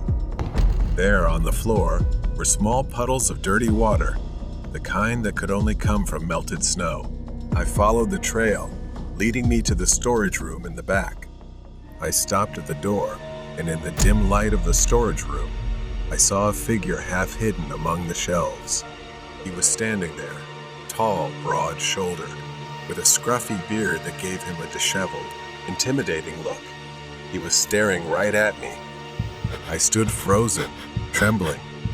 My mind raced, trying to process what I was seeing. Who was he? How did he get in? Then he moved slightly, stepping forward. Instinctively, I backed away, my hands trembling as I reached for anything to defend myself with. My fingers touched a metal crowbar leaning against the wall. I gripped it tightly. I stammered, my voice barely a whisper. "Who are you?" But he didn't answer. As I raised the crowbar, the cold metal felt heavy in my hand. I warned him, telling him to back off or I'd call the police. He took another step forward. I screamed louder in desperation, "I'm warning you." I swung the crowbar through the air. He staggered back, slipping on the wet floor. He groaned, clutching his leg as if he twisted it in pain. The opportunity was there, and I didn't miss it. I bolted back to the front of the store. I ran to the counter, my hands shaking uncontrollably as I picked up the store phone and whispered to 911 for help. Every second felt like an hour as I waited, my eyes locked on the storage room door. When the police arrived, I pointed them to the back. 2 officers cautiously entered, flashlights raised as they swept the storage room. I expected to hear them shout out, telling me they'd found him, but instead, they emerged with puzzled looks on their faces. They found wet footprints leading out the back door, disappearing into the snow-covered forest behind the gas station. They followed the trail, but the vast, dark expanse seemed to swallow everything. He had vanished, leaving only a mystery. The SUV had been towed away. I still work the night shift, but every time I hear a noise from the back or see a car pull into the station, I get more cautious. He could be out there, watching, waiting. But one thing is certain, I was lucky to survive that night. Night at the gas station, the return. The memory of that snowy night still lingers in my mind. It's been over 2 weeks, and the police are still searching for him. Since then, unease has stayed with me. I've become more cautious, more aware of every detail. I thought it was over, but I was wrong. Light snow fell tonight, and the parking lot was empty. No cars, no customers, only the constant hum of the station lights and the heater struggling to keep the cold at bay. I gazed out the window, just like I had every night since then. I decided to keep busy with the small tasks my manager had left me. Stocking shelves, wiping the counter, anything to keep my mind occupied. As I bent down to organize some snacks, I heard it. A soft creaking sound from the back. It was the same sound I had heard that night, the one that led me to the storage room.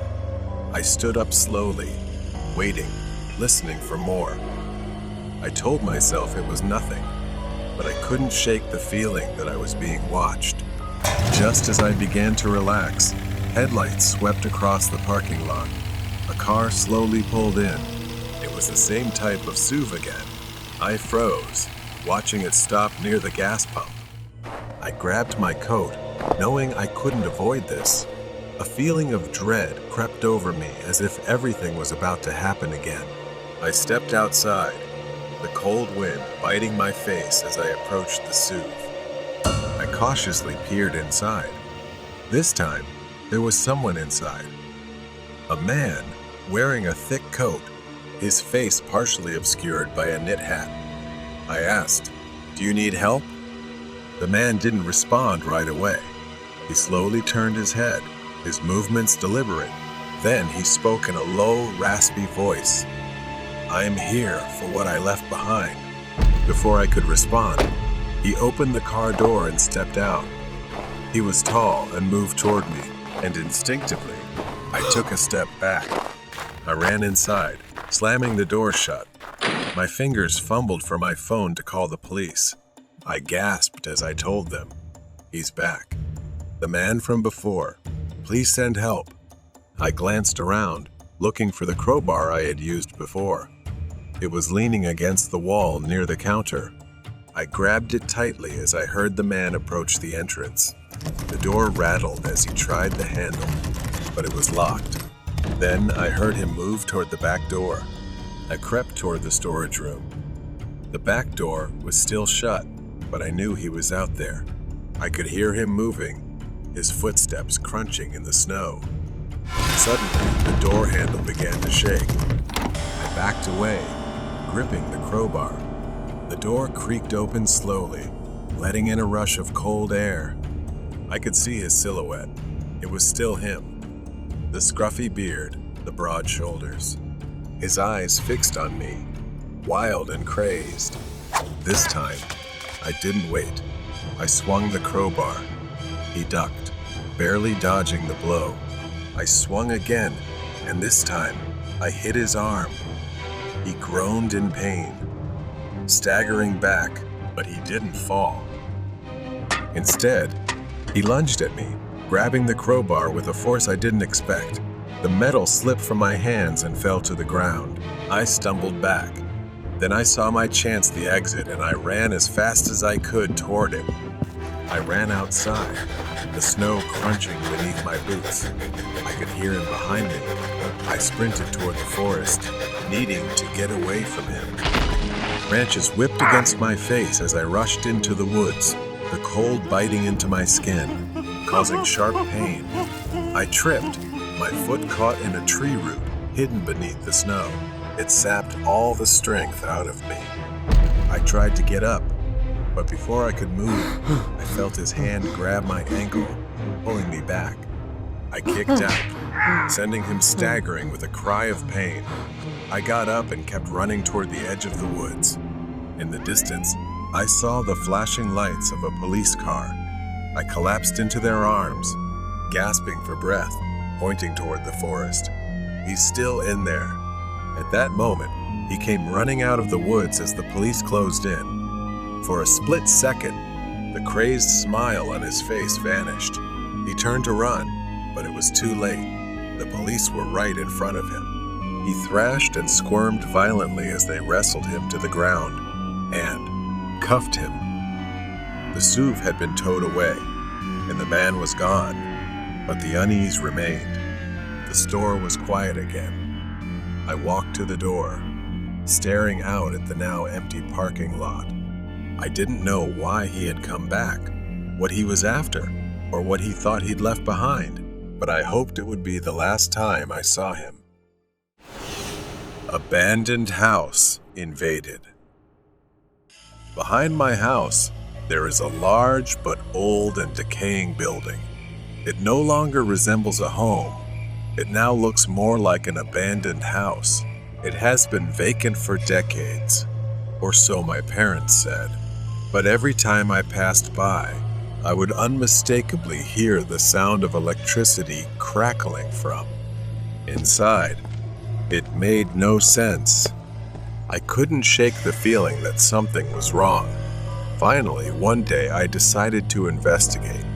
I asked my friend Tim to come with me after school. He agreed, though we both felt a tense, underlying dread as we stood in front of the house, a bad premonition hanging in the air.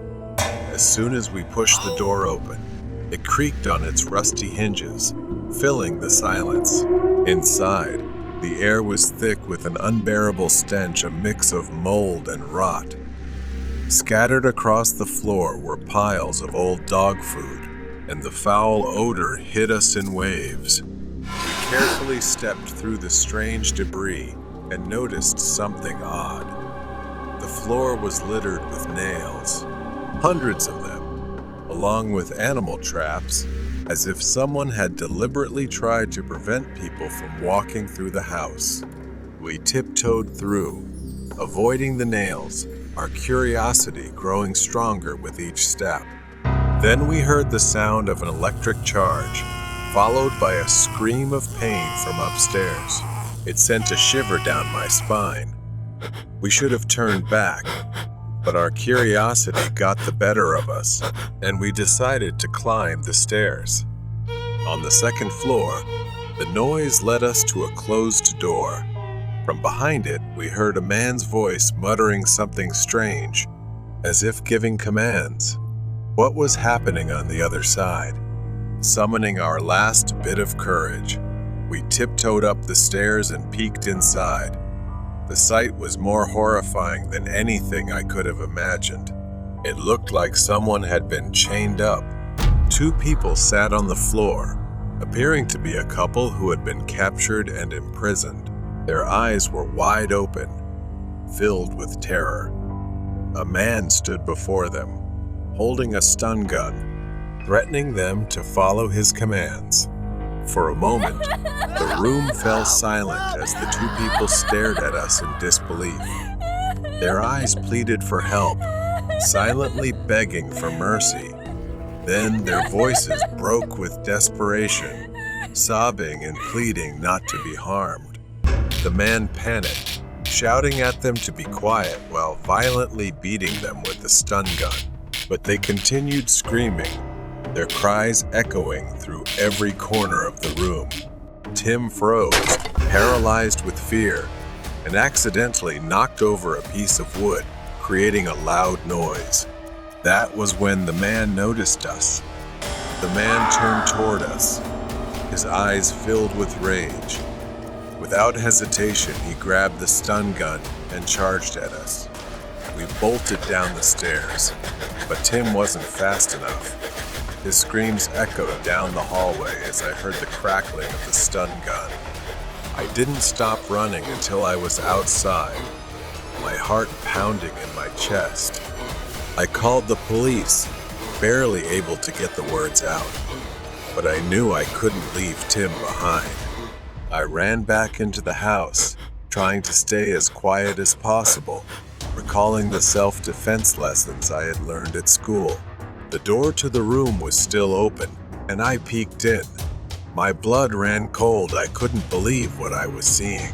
The man was putting a collar around Tim's neck, his hands already bound tightly. I couldn't just stand there and watch my friend and these innocent people suffer like this. Rage surged through me, and I charged at the man, kicking him with all the strength I had. He staggered and fell, dropping the stun gun. I grabbed it, threatening him. Moments later, the police arrived and pulled me away from him. As the police began to untie the captives, they discovered something even more horrifying. Their feet had been glued to the floor with industrial adhesive. I was horrified that the man had gone to such lengths. Finally, the rescue team arrived, and the hostages were freed, though their condition was dire. They had been beaten, starved, and fed animal food. When the police interrogated the man, his chilling response was that he wanted to keep humans as pets. In the end, he was arrested and taken to prison.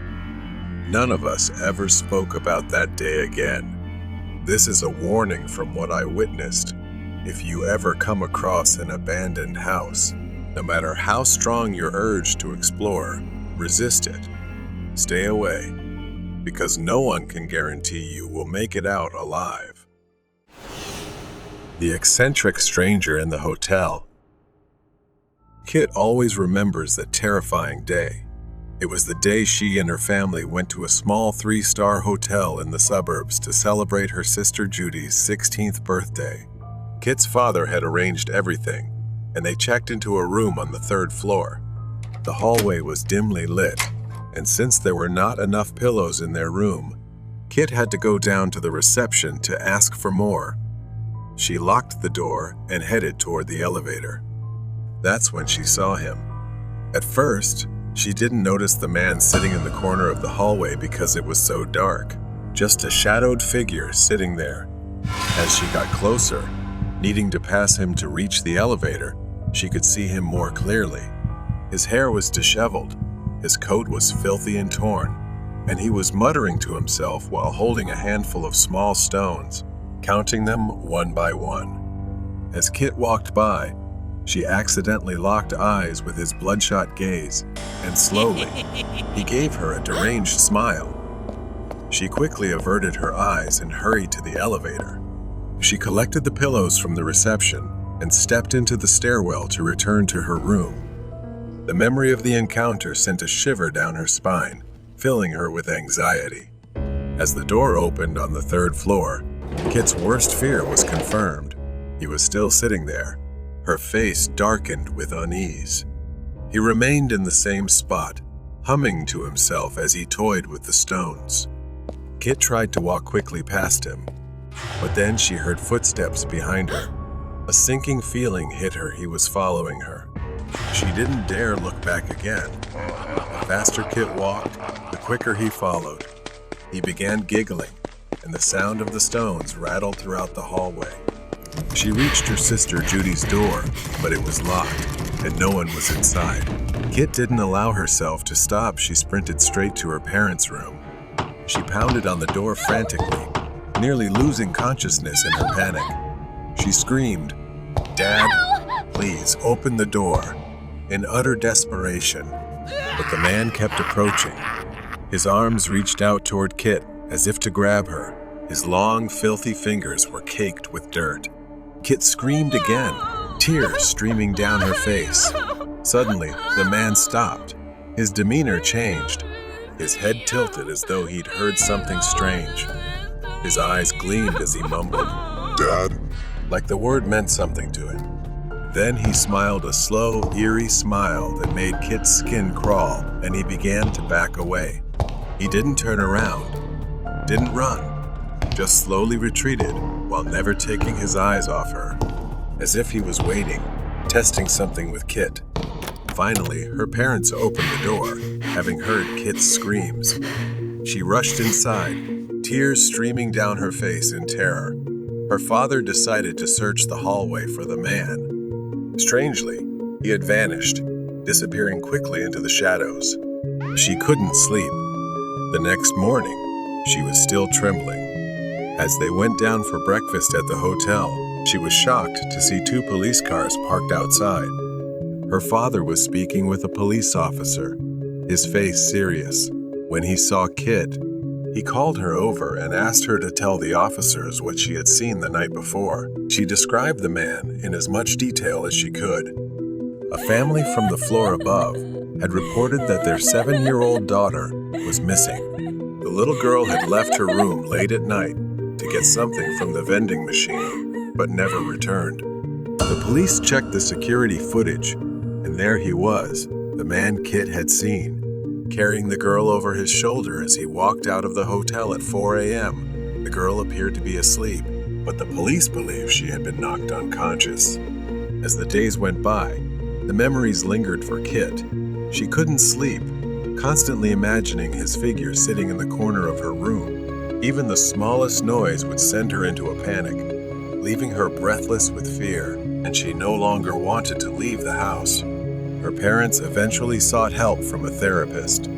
The therapist explained to her that everything she was experiencing was normal after witnessing something so traumatic. It was a psychological injury, and Kit would need time to heal. As a witness, Kit followed the case closely. In the end, the case was closed without the police ever finding him. He was just a drifter, a predator. Kit wasn't sure if she'd ever be able to escape the memory of that night, but she knew she needed to move on and become stronger.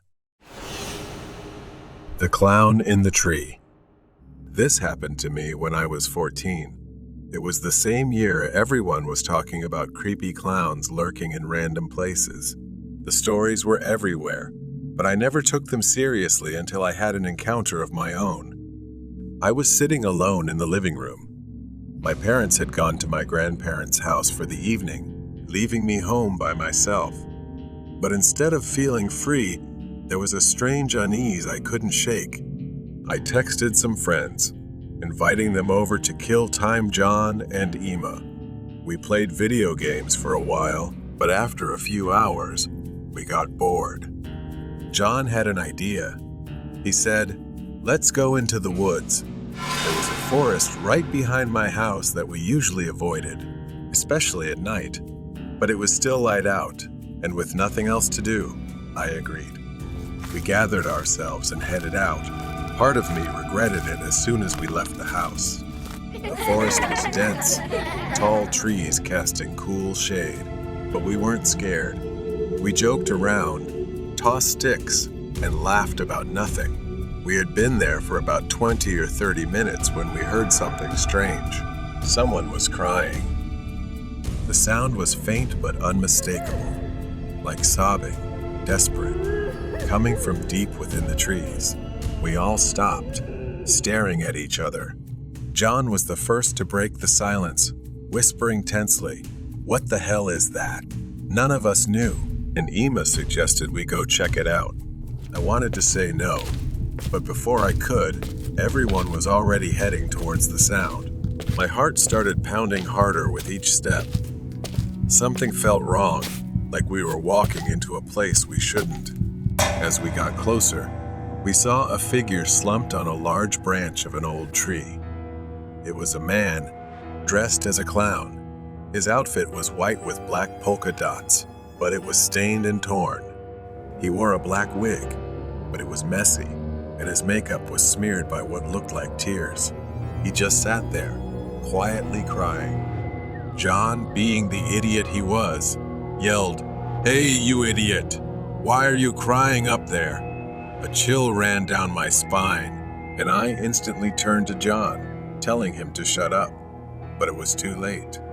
The clown looked down at us, his tear-streaked face twisting into a smile. His lips curled upward, but it was hollow, as if he was trying to express something through invisible pain. And then I saw it. His hand, gripping a large machete, the blade covered in what looked like blood. We were frozen.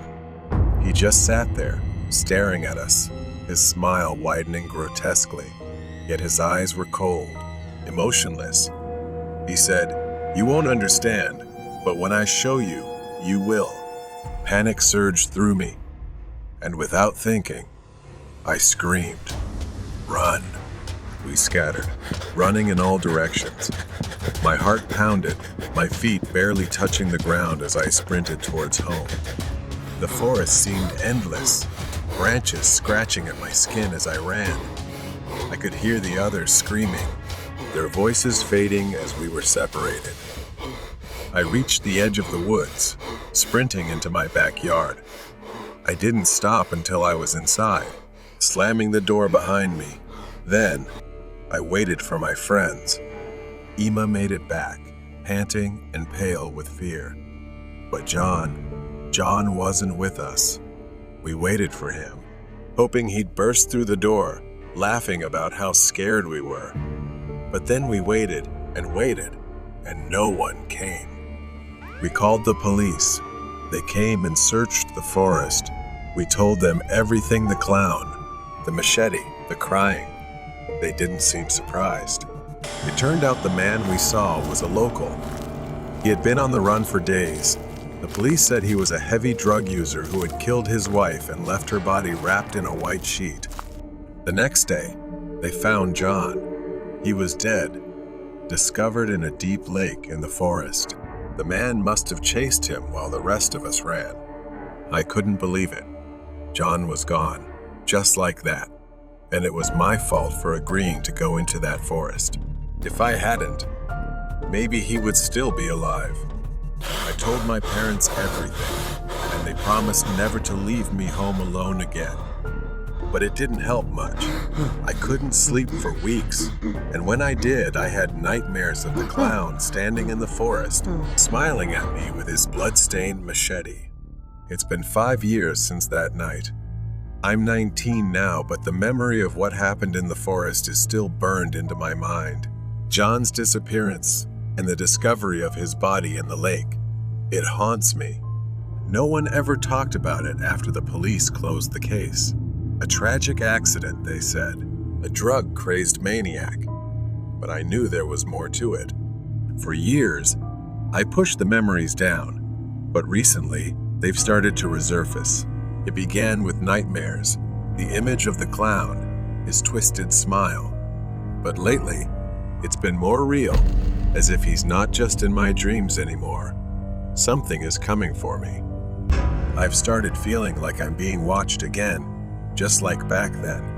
And tonight, I swear I saw him, standing at the edge of the forest behind my house, staring at me. I grabbed a flashlight, pepper spray, and a taser.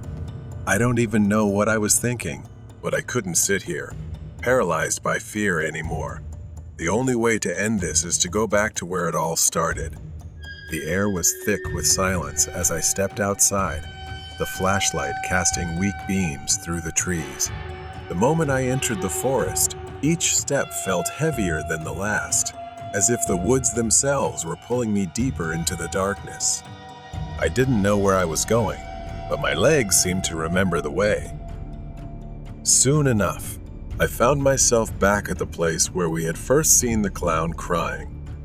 Suddenly, the rustling of leaves shattered the silence. I froze. The sound of snapping twigs grew closer. I slowly turned around.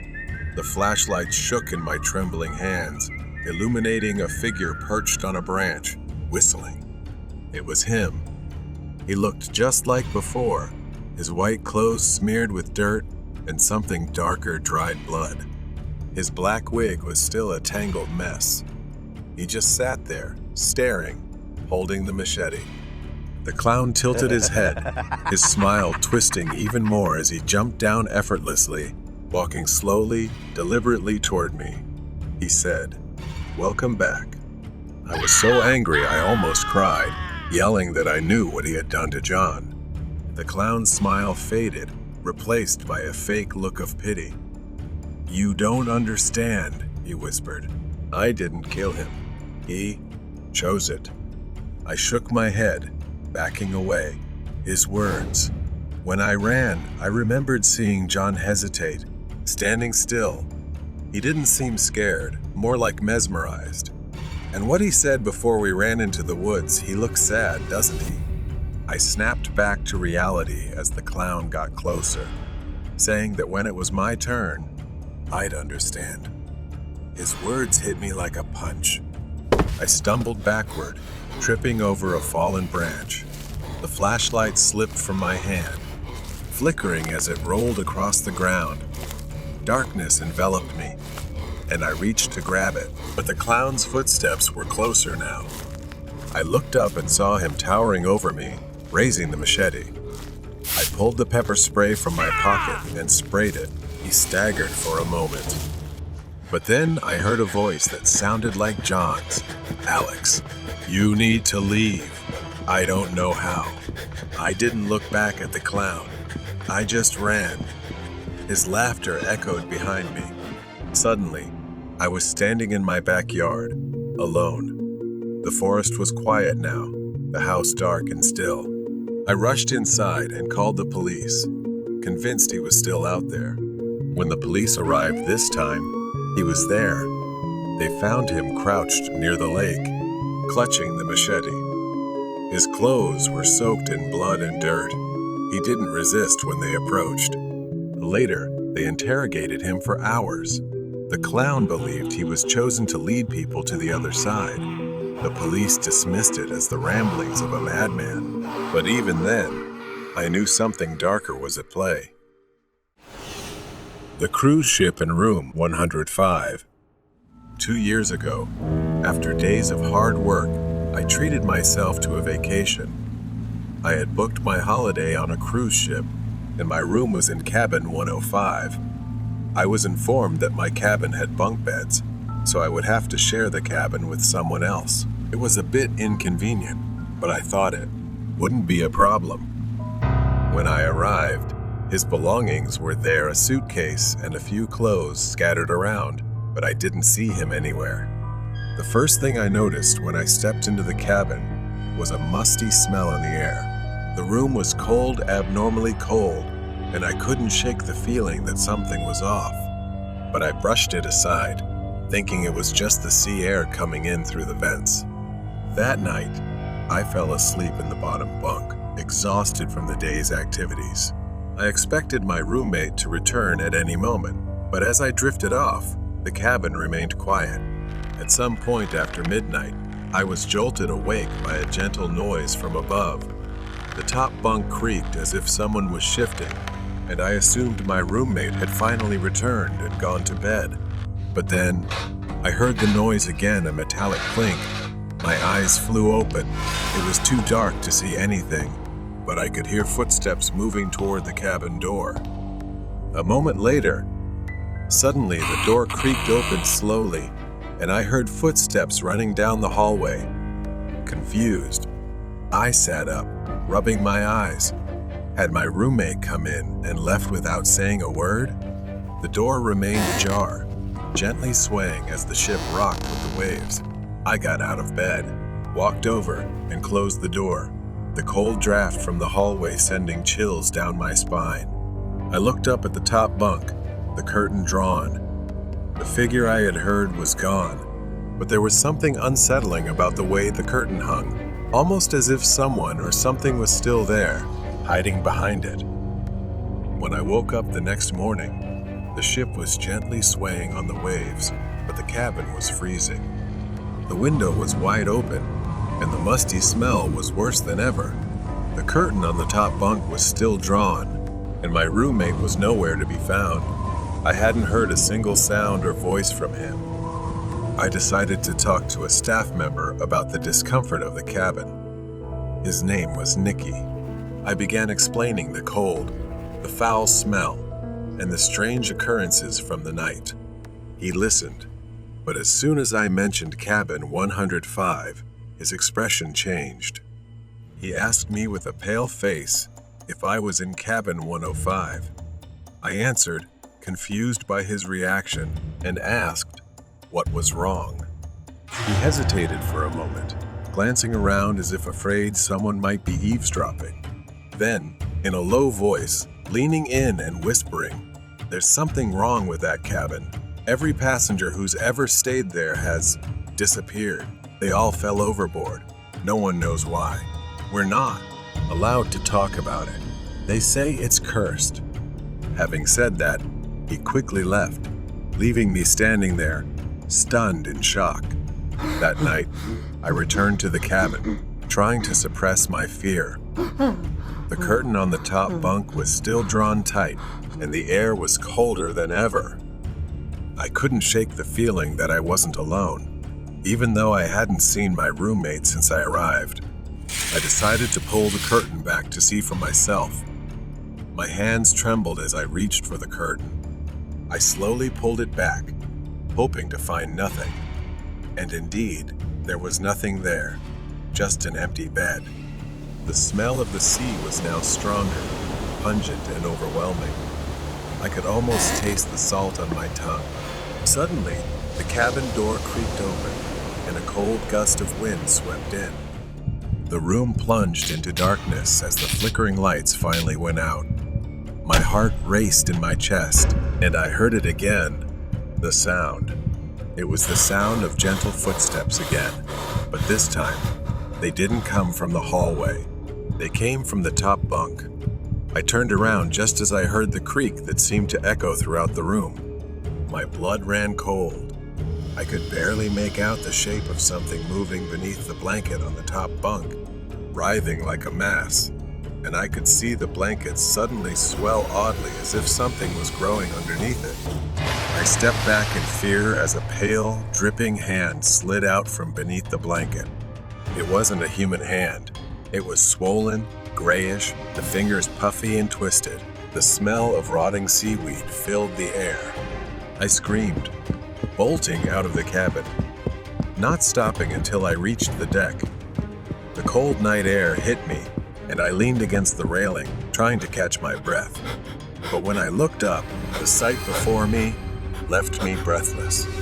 There, on the deck, was the shadow of a man. His body was pale and bloated, his clothes tattered and soaked. His hollow eyes stared at me, empty and soulless. I ran to one of the ship's staff, desperate to tell him what had happened. He listened, his expression serious, as he quietly said, "Cabin 105. I've heard the stories, but no one has ever seen what you have." He suggested that after his shift, he would come to the room with me to prove there was a reasonable explanation. I didn't want to go back, but I had no choice. The ship was full, and there was nowhere else for me to stay. He and I sat in the cabin, the door locked. We searched the room from top to bottom, but found nothing out of the ordinary. We had a glass of whiskey, trying to ease my tension. He began to tell me that the first time this happened was a month ago. The man in that cabin had issues. He had escaped from a mental hospital and booked a ticket for this cruise. They said he jumped overboard to end it all. But every passenger since then has seen something. Just then, as Nikki spoke, the window latch began to slowly turn, as if someone were on the other side. His face paled as the window opened on its own. The smell of the sea flooded the room, and the lights flickered once more. Something moved on the top bunk. Nikki stood up, eyes wide in fear at something on the bed. I turned around, my heart pounding. There, on the top bunk, was the figure of a pale, bloated man, soaked in seawater. His lifeless eyes stared down at us as he reached out his hand. Nikki rushed toward the door, but it was too late. The figure leaped off the bed, its cold, wet hands wrapping around his throat. He screamed, trying to break free, but it was too strong. It tightened, choking the life out of him. I grabbed the cross around my neck and held it up. It let out a scream of terror and released him, turning its deadly white eyes towards me. With one last desperate push, I flung the door open, and the figure rushed through, disappearing into the dark hallway. The figure seemed to dissolve into the night, its body sinking into the dark waters below. We stood on the deck, gasping for breath, the horror of what just happened sinking in. By morning, after witnessing everything, they had sealed off cabin 105. No one was allowed inside anymore. The ship continued its journey, but the horror lingered. Cabin 105 was cursed, and whatever haunted it would never truly disappear. Stalkers in the dark. I started working as a security guard, night shifting at a small shopping mall in the city right after graduating high school. This job was supposed to be simple. Sit in front of the screen, watch people come and go, and occasionally handle shoplifters or suspicious behavior. But the truth is, the nights can be long, even boring. Until Black Friday arrived in the month leading up to Halloween. I had heard stories about the chaos, people acting as if they were clawing to get the best deals. It was madness, pushing and shoving like a zombie apocalypse. This year, I was scheduled for the dreaded Black Friday shift. It was my second year, and I thought I knew what to expect. What I didn't expect was the note. When I arrived for my shift that evening, I found a note waiting for me on my desk, right in front of the row of CCTV monitors. It simply read, "If you're in the dark, stay indoors." It was puzzling, and I had no idea who it was meant for or what it referred to. I felt a bit uneasy but brushed it off. Maybe it was a prank or something the cleaning crew accidentally left behind. I didn't want to dwell on it and focused on my job.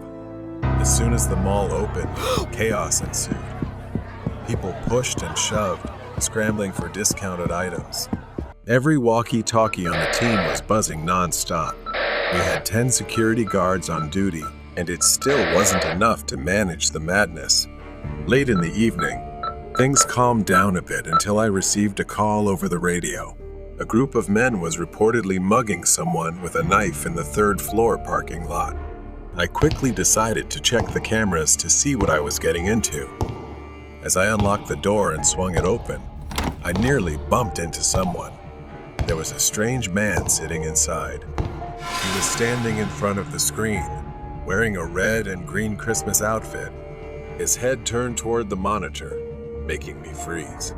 He slowly turned his face toward me, a pair of sunglasses covering his eyes, even though the room was pitch black. Before I could say a word, he stepped closer, his face just inches from mine, flashing a toothy grin, sharp teeth like a shark's. "Did you get my note?" I reached for the walkie-talkie, but before I could do anything, the lights in the room went out, plunging us into complete darkness. I raised my hands, bracing for him to lunge at me, but instead, I felt nothing. I shone the flashlight, and he had vanished, leaving the room empty with just me standing there. I tried to calm myself and refocus on my pressing duties. The dimly lit corridors of the mall were filled with strange decorations, shadows, and the faint echo of creepy sound effects coming from the nearby costume shop. As I walked around, I noticed something strange. A life-sized mannequin in the costume shop window. It was dressed in an outfit identical to that of the strange man. I turned to look behind me as I heard a noise coming from behind, glancing through the shop's glass. The mannequin was no longer inside. Suddenly, the lights flickered, and I heard a raspy laugh behind me. I turned around, my flashlight cutting through the darkness, and there he was, the man, grinning horrifically and then lunging toward me. I stumbled back, narrowly dodging him. I weaved between the aisles and ran up the escalator, my heart pounding as I tried to put as much distance as possible between us. After what felt like an eternity, I reached the security room and slammed the door shut, locking it tight behind me. I quickly accessed the camera feeds, searching for any sign of the man. My hands trembled as I scrolled through the screens, but I couldn't find him anywhere. Then, on one of the feeds, I saw him standing in the hallway just outside the security room, staring directly into the camera. A sinister smile plastered across his face, waving at me. I grabbed the walkie again, calling for backup, but the signal was distorted. Suddenly, the lights went out, plunging the room into darkness. I hurriedly fumbled for my flashlight.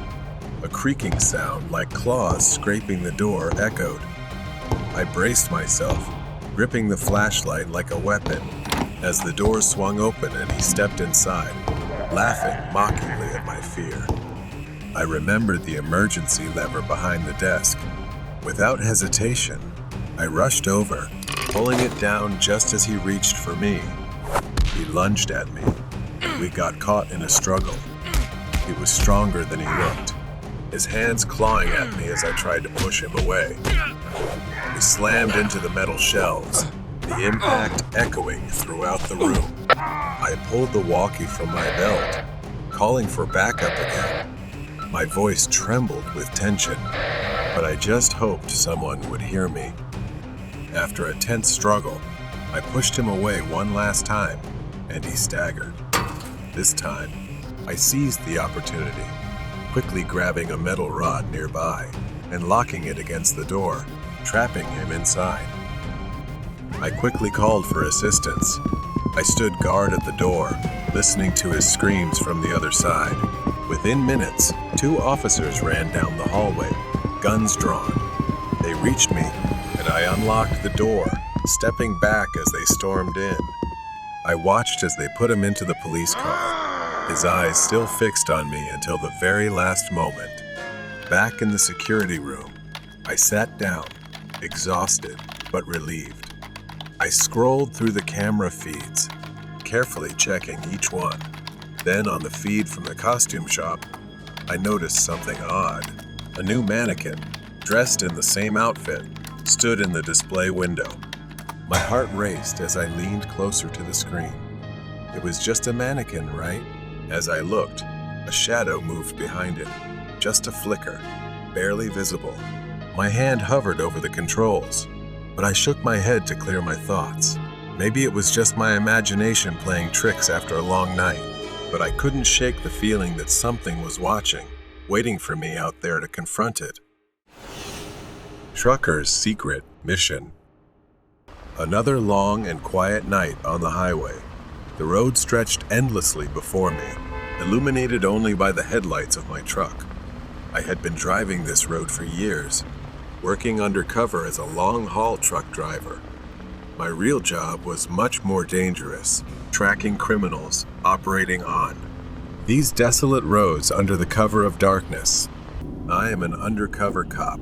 My truck is my weapon, my disguise, and my hideout.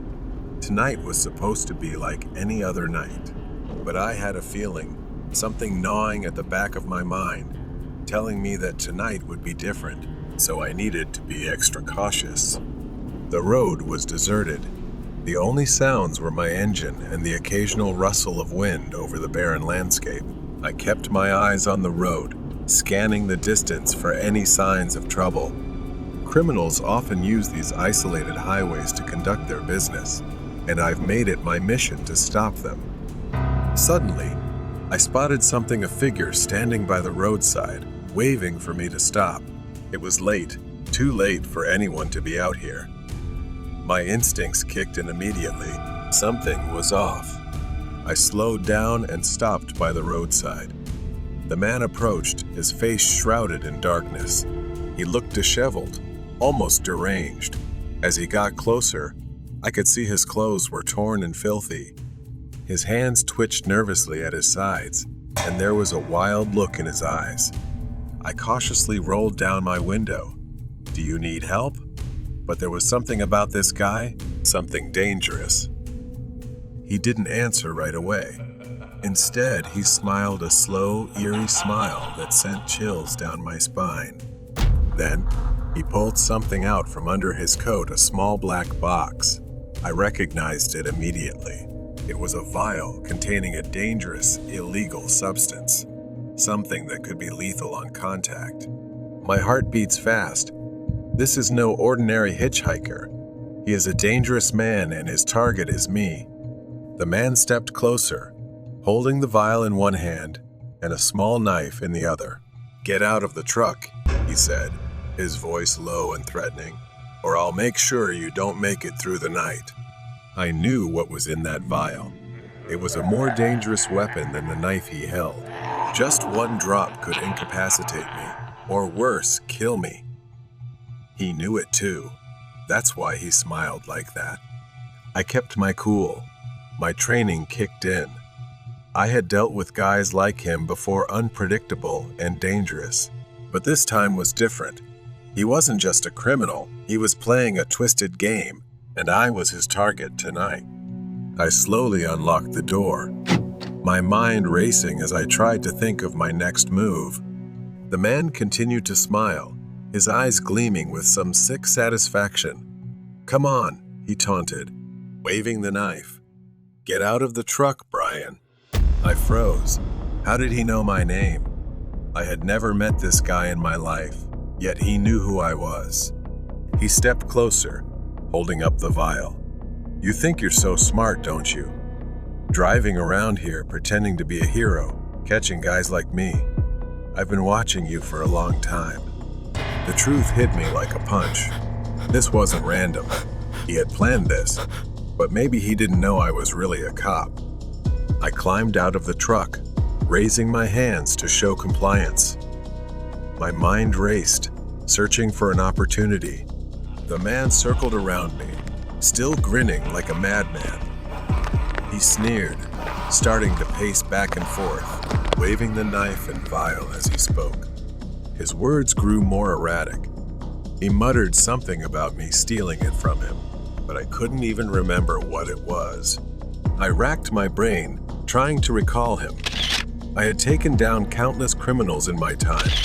Drug dealers, traffickers, murderers. Any of them could have a grudge. But this guy, his face didn't ring any bells. His eyes burned with hatred as he said, "Now I'm going to ruin your life." He stepped closer, waving the vial in front of me. He whispered, "Just one drop, and it'll all be over." I stood still, watching his every move. He was too close, too confident. He thought he had won, but he was careless, distracted by his own need for revenge. Suddenly, luck was on my side. As he rambled, I noticed a flaw in his plan, the way he loosely held the knife. How distracted he was. He was too immersed in his own twisted game. Luckily, every time I went on a mission, I always wore gloves to protect myself from hazardous materials. Without warning, I lunged forward, knocking the vial from his hand, sending it skidding across the pavement. He was shocked, but not for long. He swung the knife at me, but I was ready because I had been through it and knew how to handle it. I grabbed his wrist and twisted until he dropped the blade. The struggle was quick and brutal. I used every trained skill to subdue him, pinning him to the ground before he could react. He thrashed, cursing and screaming, but it was over. I had him. As I held him down, panting from the exertion, I asked, "Who are you? Why are you doing this?" He just laughed a cold, empty laugh. I stared at him, the pieces falling into place. He was one of the first criminals I had ever apprehended, a drug trafficker. He didn't forget I waited, planned, burned my hatred for years. I squeezed him. His words stabbed deeper than any weapon. He didn't pursue money or drugs or even freedom. He pursues revenge aimlessly and empty. Once he was subdued, I discreetly pressed for backup, making sure no one knew my true identity, while I waited for the other officers to arrive. I couldn't shake the chill down my spine. This man, this forgotten criminal, had built his entire life around destroying me. The lights of the patrol cars approached. This job wasn't just about catching criminals. It was about the shadows that follow you, carrying grudges from the past that never truly go away. My colleagues took him away. For every criminal I took down, there would be another waiting, another with a grudge, another seeing me as the one who ruined their lives. But now I understood more. The real danger wasn't out there on the road. It was in the shadows, waiting for the right moment to strike. The outcome of the Hitchhiker Man. I was working the third shift at a 24/7 diner in a quiet town. Most of our customers were truck drivers and travelers passing through. But the strangest people I've ever met were the drifters, addicts, and hitchhikers. That night started like any other. Carl, the cook, had been working at this place for over 15 years, and he had seen it all. His sharp eyes could spot trouble from a mile away. We were perfectly in sync. I served tables, and he flipped burgers. No, with a new cast in the pipeline, and he flipped burgers. Around 4 a.m., the shift was well underway. The place was completely silent, not a single person in sight. The only sound breaking the silence was the hum of the old refrigerator. Suddenly, the door creaked open. A man stumbled in, clutching his right arm to his chest. He didn't say a word, just shuffled past Carl and me, heading straight to the bathroom. His clothes were torn and filthy, and his face was twisted in pain. Carl and I exchanged glances. We'd seen strange customers before, but there was something off about this guy, more than just a regular drifter. I asked Carl, "Doesn't he look familiar?" After a moment, I remembered. That guy had come in before, begging for food and a ride. We had to kick him out because he was bothering the customers. But now, something had changed. He looked panicked, like he had seen something terrifying. Carl just shook his head, muttering, "Here we go again." I looked at the bathroom door. I didn't want to check on him, but I didn't have much choice. Carl handed me the keys, nodding toward the bathroom. Go check if he's all right. I knocked on the door, asking if he needed help, but there was no response. I knocked again, harder this time. Still, nothing. I called out, fumbling with the keys. I pushed the door open, saying I was coming in. The bathroom was empty. No trace of the man. No dirt, no blood, nothing. The bathroom was as clean as the night before. I froze at the doorway. End and year and ye and Andra. I screamed for Carl. He rushed over. I backed away as he pushed past me, staring into the spotless room with wide, disbelieving eyes. We stood behind the counter, both of us trying to make sense of what had just happened.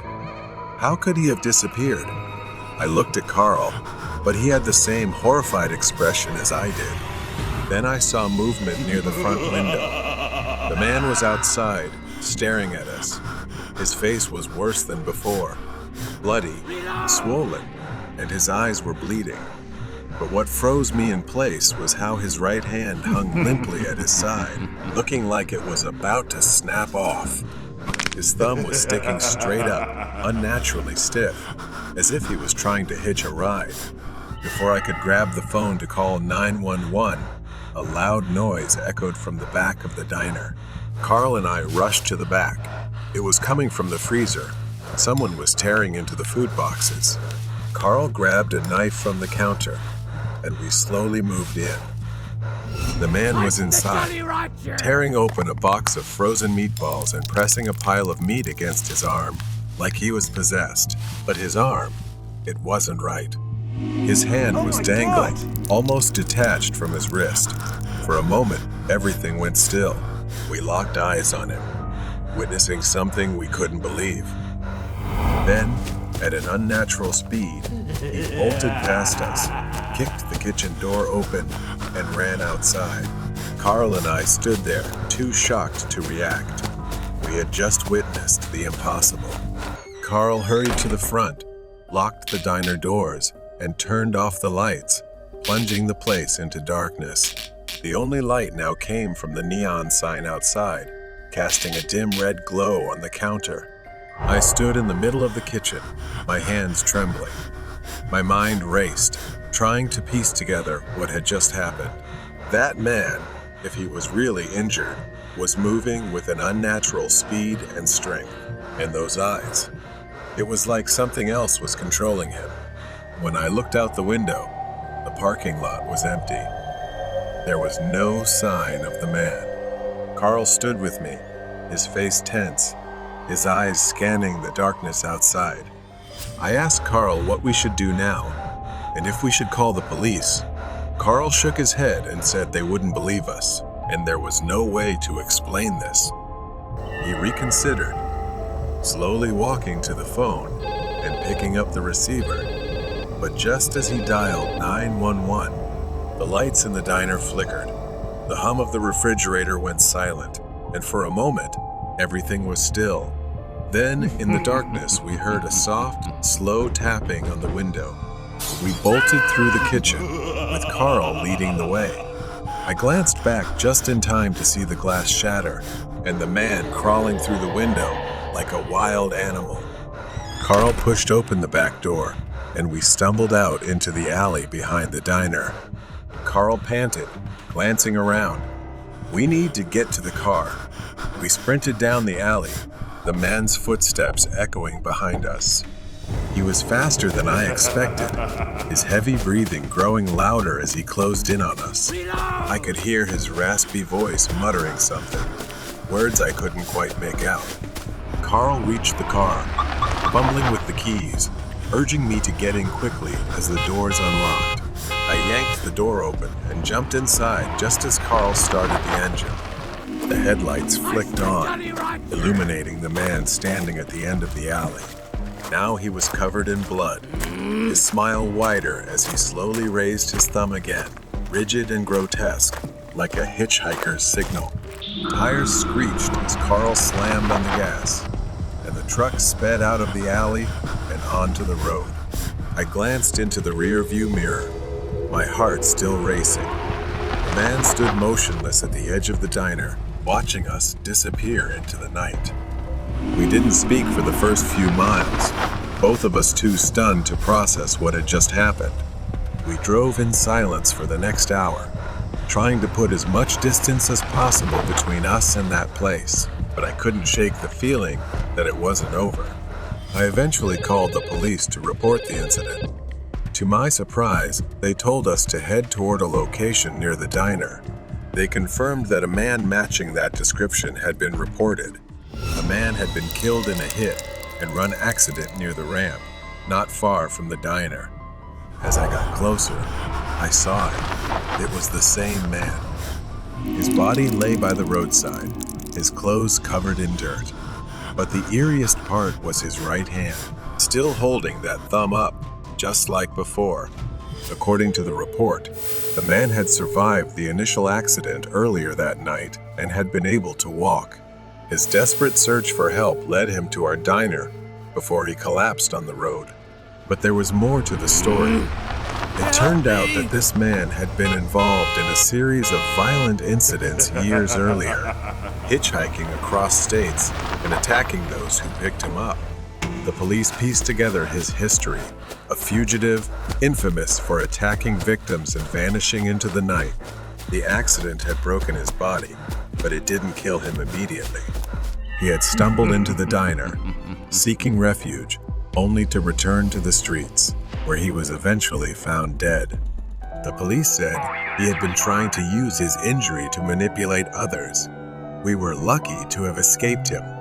As I stood in the parking lot, staring at the diner, everything started to make sense. The man wasn't a ghost. He was real. Maybe he had finally paid the price in the same way he had hurt others on the road. That was where his twisted journey had come to an end.